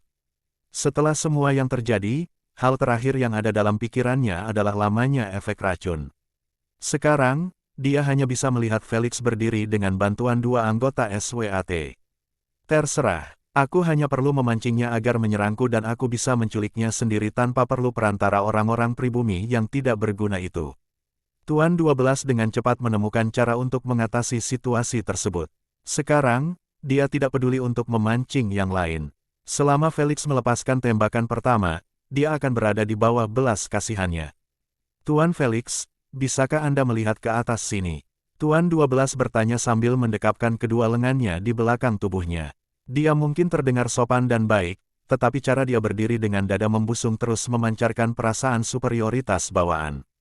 Di matanya, penduduk bumi hanyalah makhluk primitif yang hanya punya satu kegunaan, yaitu memberi mereka kemampuan garis keturunan untuk dijual. Setelah melihat Felix mendongak dan menatapnya dengan bingung, Tuan 12 berkata, "Saya tahu kebingungan menyelimuti pikiran Anda tentang situasi saat ini. Namun, saya tidak punya rencana untuk mengobrol lama-lama dengan Anda." Dia menunjuk dirinya sendiri dengan jarinya dan berkata dengan nada sombong, "Yang perlu kau ketahui adalah bahwa akulah yang bertanggung jawab atas percobaan penculikanmu." Meskipun ia berbicara dengan bahasa universal yang umum, semua orang memahaminya dengan jelas karena mempelajari bahasa tersebut merupakan kewajiban di lembaga mereka. Maka, mereka pun segera berdiri di hadapan Felix sambil mengencangkan pegangan pada senjatanya setelah melihat dalang penyerangan itu. Mereka tidak menyangka akan menemukan Felix dan siapa yang bertanggung jawab atas kekacauan yang muncul setelah penggerebekan itu pada saat yang sama. "Tuan Felix, tolong tenangkan diri di belakang kami," kata anggota SWAT, "kami akan mengurusnya." Felix menggelengkan kepalanya dan berjalan di depan mereka. Ia menepuk-nepuk pakaiannya dan berkata, "Aku memakai nanosuit jadi jangan khawatirkan aku." "Nanosuit?" "Ya." Tuan 12 mencibir dan berkata, "Seolah-olah nanosuit sampahmu yang sudah ketinggalan zaman itu bisa menghalangi satu sinar pun dari senapan laserku." Semua orang menjadi tegang mendengar klaimnya. Berbeda dengan keempat pengawal garis keturunan dari Mansion, para petugas polisi, tim SWAT, FBI, dan badan lainnya, telah diberitahu dengan jelas tentang senjata berteknologi canggih itu. Karena senjata laser saat ini menjadi senjata utama di sebagian besar pasukan di kerajaan manusia, mereka diajarkan secara ekstensif tentang senjata tersebut. Ini membuat mereka menyadari bahwa saat ini tak seorang pun terlindungi di bawah kedua senapan itu. "Dengar baik-baik, Kapten tim SWAT mengirim pesan ke anak buahnya, dalam 3 detik setelah saya memberi sinyal, tembak sesuka hati." Saat mengirimkannya, dia mencondongkan tubuhnya ke bahu Felix dan berbisik, "Larilah sekuat tenagamu dalam 3 detik." "Lari." Felix menepuk bahu kapten sambil terkekeh geli. Ia menunjuk Tuan 12 dan bertanya, "Kenapa aku harus lari dari orang yang bukan penduduk asli?" "Bukan orang asli." Bingung, sang kapten menolehkan kepalanya dan memeriksa Tuan 12 lagi. Namun, dia tidak dapat melihat wajahnya karena dia berdiri 10 meter di atas mereka. Jarak pandangnya tidak lebih baik karena satu-satunya sumber cahaya adalah tiang jalan di samping rumah dan bulan bundar di langit. "Apakah kamu yakin dia bukan penduduk asli?" Sang kapten tidak dapat menahan diri untuk bertanya karena dia tahu konsekuensi dari benar atau salahnya dia. Pemerintah tidak bodoh untuk tidak mengajarkan mereka beberapa aturan yang harus dipelajari dari buku peraturan SGA. Salah satu aturan yang paling penting adalah tidak terlibat dalam pertempuran pertama dengan penduduk non-pribumi di planet ini untuk menghindari pencabutan perlindungan mereka. Semua orang di sini juga tahu. Namun, karena cahaya redup, mereka tidak dapat melihat wajah Tuan 12 dengan jelas. Ditambah lagi, di mata mereka, bumi seharusnya tidak akan menerima pengunjung dari luar tata surya mereka dalam waktu dekat. Oleh karena itu, mereka selalu menganggap Tuan 12 sebagai penduduk bumi dan memperlakukannya seperti itu. "Percayalah, mataku tajam dan wajahnya yang jelek jelas bukan dari bumi. Biar kutunjukkan padamu." Felix tiba-tiba melangkah maju dengan kedua lengannya terbuka dan tersenyum ramah kepada Tuan 12. Kalau kau punya nyali, tembak aku, dasar tolol. Semua orang menahan napas karena gugup ketika kedua senapan itu tiba-tiba diturunkan dan diarahkan langsung ke wajah Felix yang puas. Tanpa mengubah ekspresi, Tuan 12 berkata dengan santai, aku tahu kalian mencoba mengulur waktu hingga bala bantuan tiba. Tapi, aku tidak punya waktu untuk membuang-buang waktu dengan omong kosong kalian. Jadi, dia menjentikkan jarinya dan senapan-senapan itu mulai menyala dari dalam. Kalian punya waktu 10 detik untuk mengirimkan IDUVR kalian dan menandatangani kontrak yang akan kukirimkan kepada kalian. Kalau tidak, tidak seorang pun dari kalian akan pergi dari sini. 10, 9. Dia benar-benar mulai menghitung dengan suara keras, memberikan tekanan luar biasa pada semua orang. Mereka ingin mempercayai Felix tetapi Tuan 12 tidak terdengar seperti sedang bercanda dan naluri mereka terus memperingatkan mereka untuk lari saat mereka menatap mulut senapan yang panas. Walaupun Tuan 12 terdengar percaya diri dan sangat serius bagi yang lain, di mata Felix, ia benar-benar tampak seperti badut yang berusaha sekuat tenaga agar gertakannya tidak ketahuan. Felix tidak punya rencana untuk menyerangnya dan juga tidak ingin orang lain melakukannya. Dia sudah mendapatkan koordinasi pesawat ruang angkasa Gamma dan itu merupakan kemenangan besar baginya. Segala hal lain hanya akan memperumit masalah tanpa alasan dan menciptakan variabel yang dapat memengaruhi rencana akhirnya. Maka, ia meletakkan tangannya di pistol Kapten SWAT dan menurunkannya. Ia menatap tepat ke matanya dan berkata, minta kru Anda untuk mundur. Jangan sampai Anda terjebak dalam gertakannya, jangan sampai ada yang menembak tanpa sengaja dan terbunuh. 7, 6, 5. Sementara Felix meminta demikian kepada Kapten SWAT, Tuan 12 tidak berhenti menghitung. Sebaliknya, ia malah menambah kecepatannya, membuat para polisi yang takut-takut itu gemetar sambil mengarahkan tangan mereka ke arahnya. Percayalah, dia hanya menggertak dan tidak akan berani menembak kecuali dia tidak peduli diburu oleh pasukan aliansi. Felix menegaskannya sekali lagi kepada sang kapten sambil memasukkan kedua tangannya ke dalam saku. Dia lalu hanya terus menatap senjata laser itu dengan acuh tak acuh. Dia melakukan bagiannya dengan memperingatkan mereka dan jika salah satu dari mereka masih menyerang, Felix tidak akan membantunya saat Tuan 12 melampiaskan kekesalannya yang akan datang padanya. Kapten SWAT itu menatap punggungnya yang lebar sejenak sebelum meletakkan senjatanya dan memberi sinyal kepada yang lain untuk melakukan hal yang sama. Akan tetapi, alih-alih tetap berada di tempat terbuka, ia segera memerintahkan mereka untuk berlindung. Begitu saja, hanya Felix dan Kapten SWAT yang tetap berada di posisinya menatap Tuan 12 yang mencapai 3 angka terakhir. 3.2, 1. Saat Tuan 12 meneriakkan angka terakhir, dia mengarahkan jarinya yang gemetar ke arah Felix dan mengamuk, dasar bajingan yang beruntung. Kalau bukan karena aturan aliansi sialan itu, aku akan mematahkan anggota tubuhmu satu persatu dan menyeretmu ke tanah sampai kulitmu tergores. TERKELAP. Kamu dengar aku, lihat, Felix yang tak terpengaruh hanya membersihkan telinganya dengan kelingkingnya sambil memperhatikan Tuan 12 yang melotot ke arahnya dengan mata merah. Ia benar-benar marah dan juga takut karena ia tahu bahwa begitu ia sampai di pesawat luar angkasa tanpa Felix, ia tidak akan bisa lepas dari luapan amarah Tuan Gamma.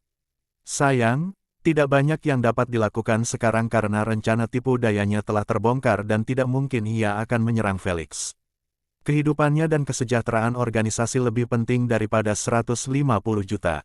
Maka, dia pun marah dan melontarkan ancaman terakhir, kemanapun kau pergi atau bersembunyi, kami akan selalu menangkapmu. Selalu, suara mendesing. Tanpa menunggu jawaban, ia melompat ke dalam hovercar-nya dan melaju sambil membawa serta 2 mobil lainnya.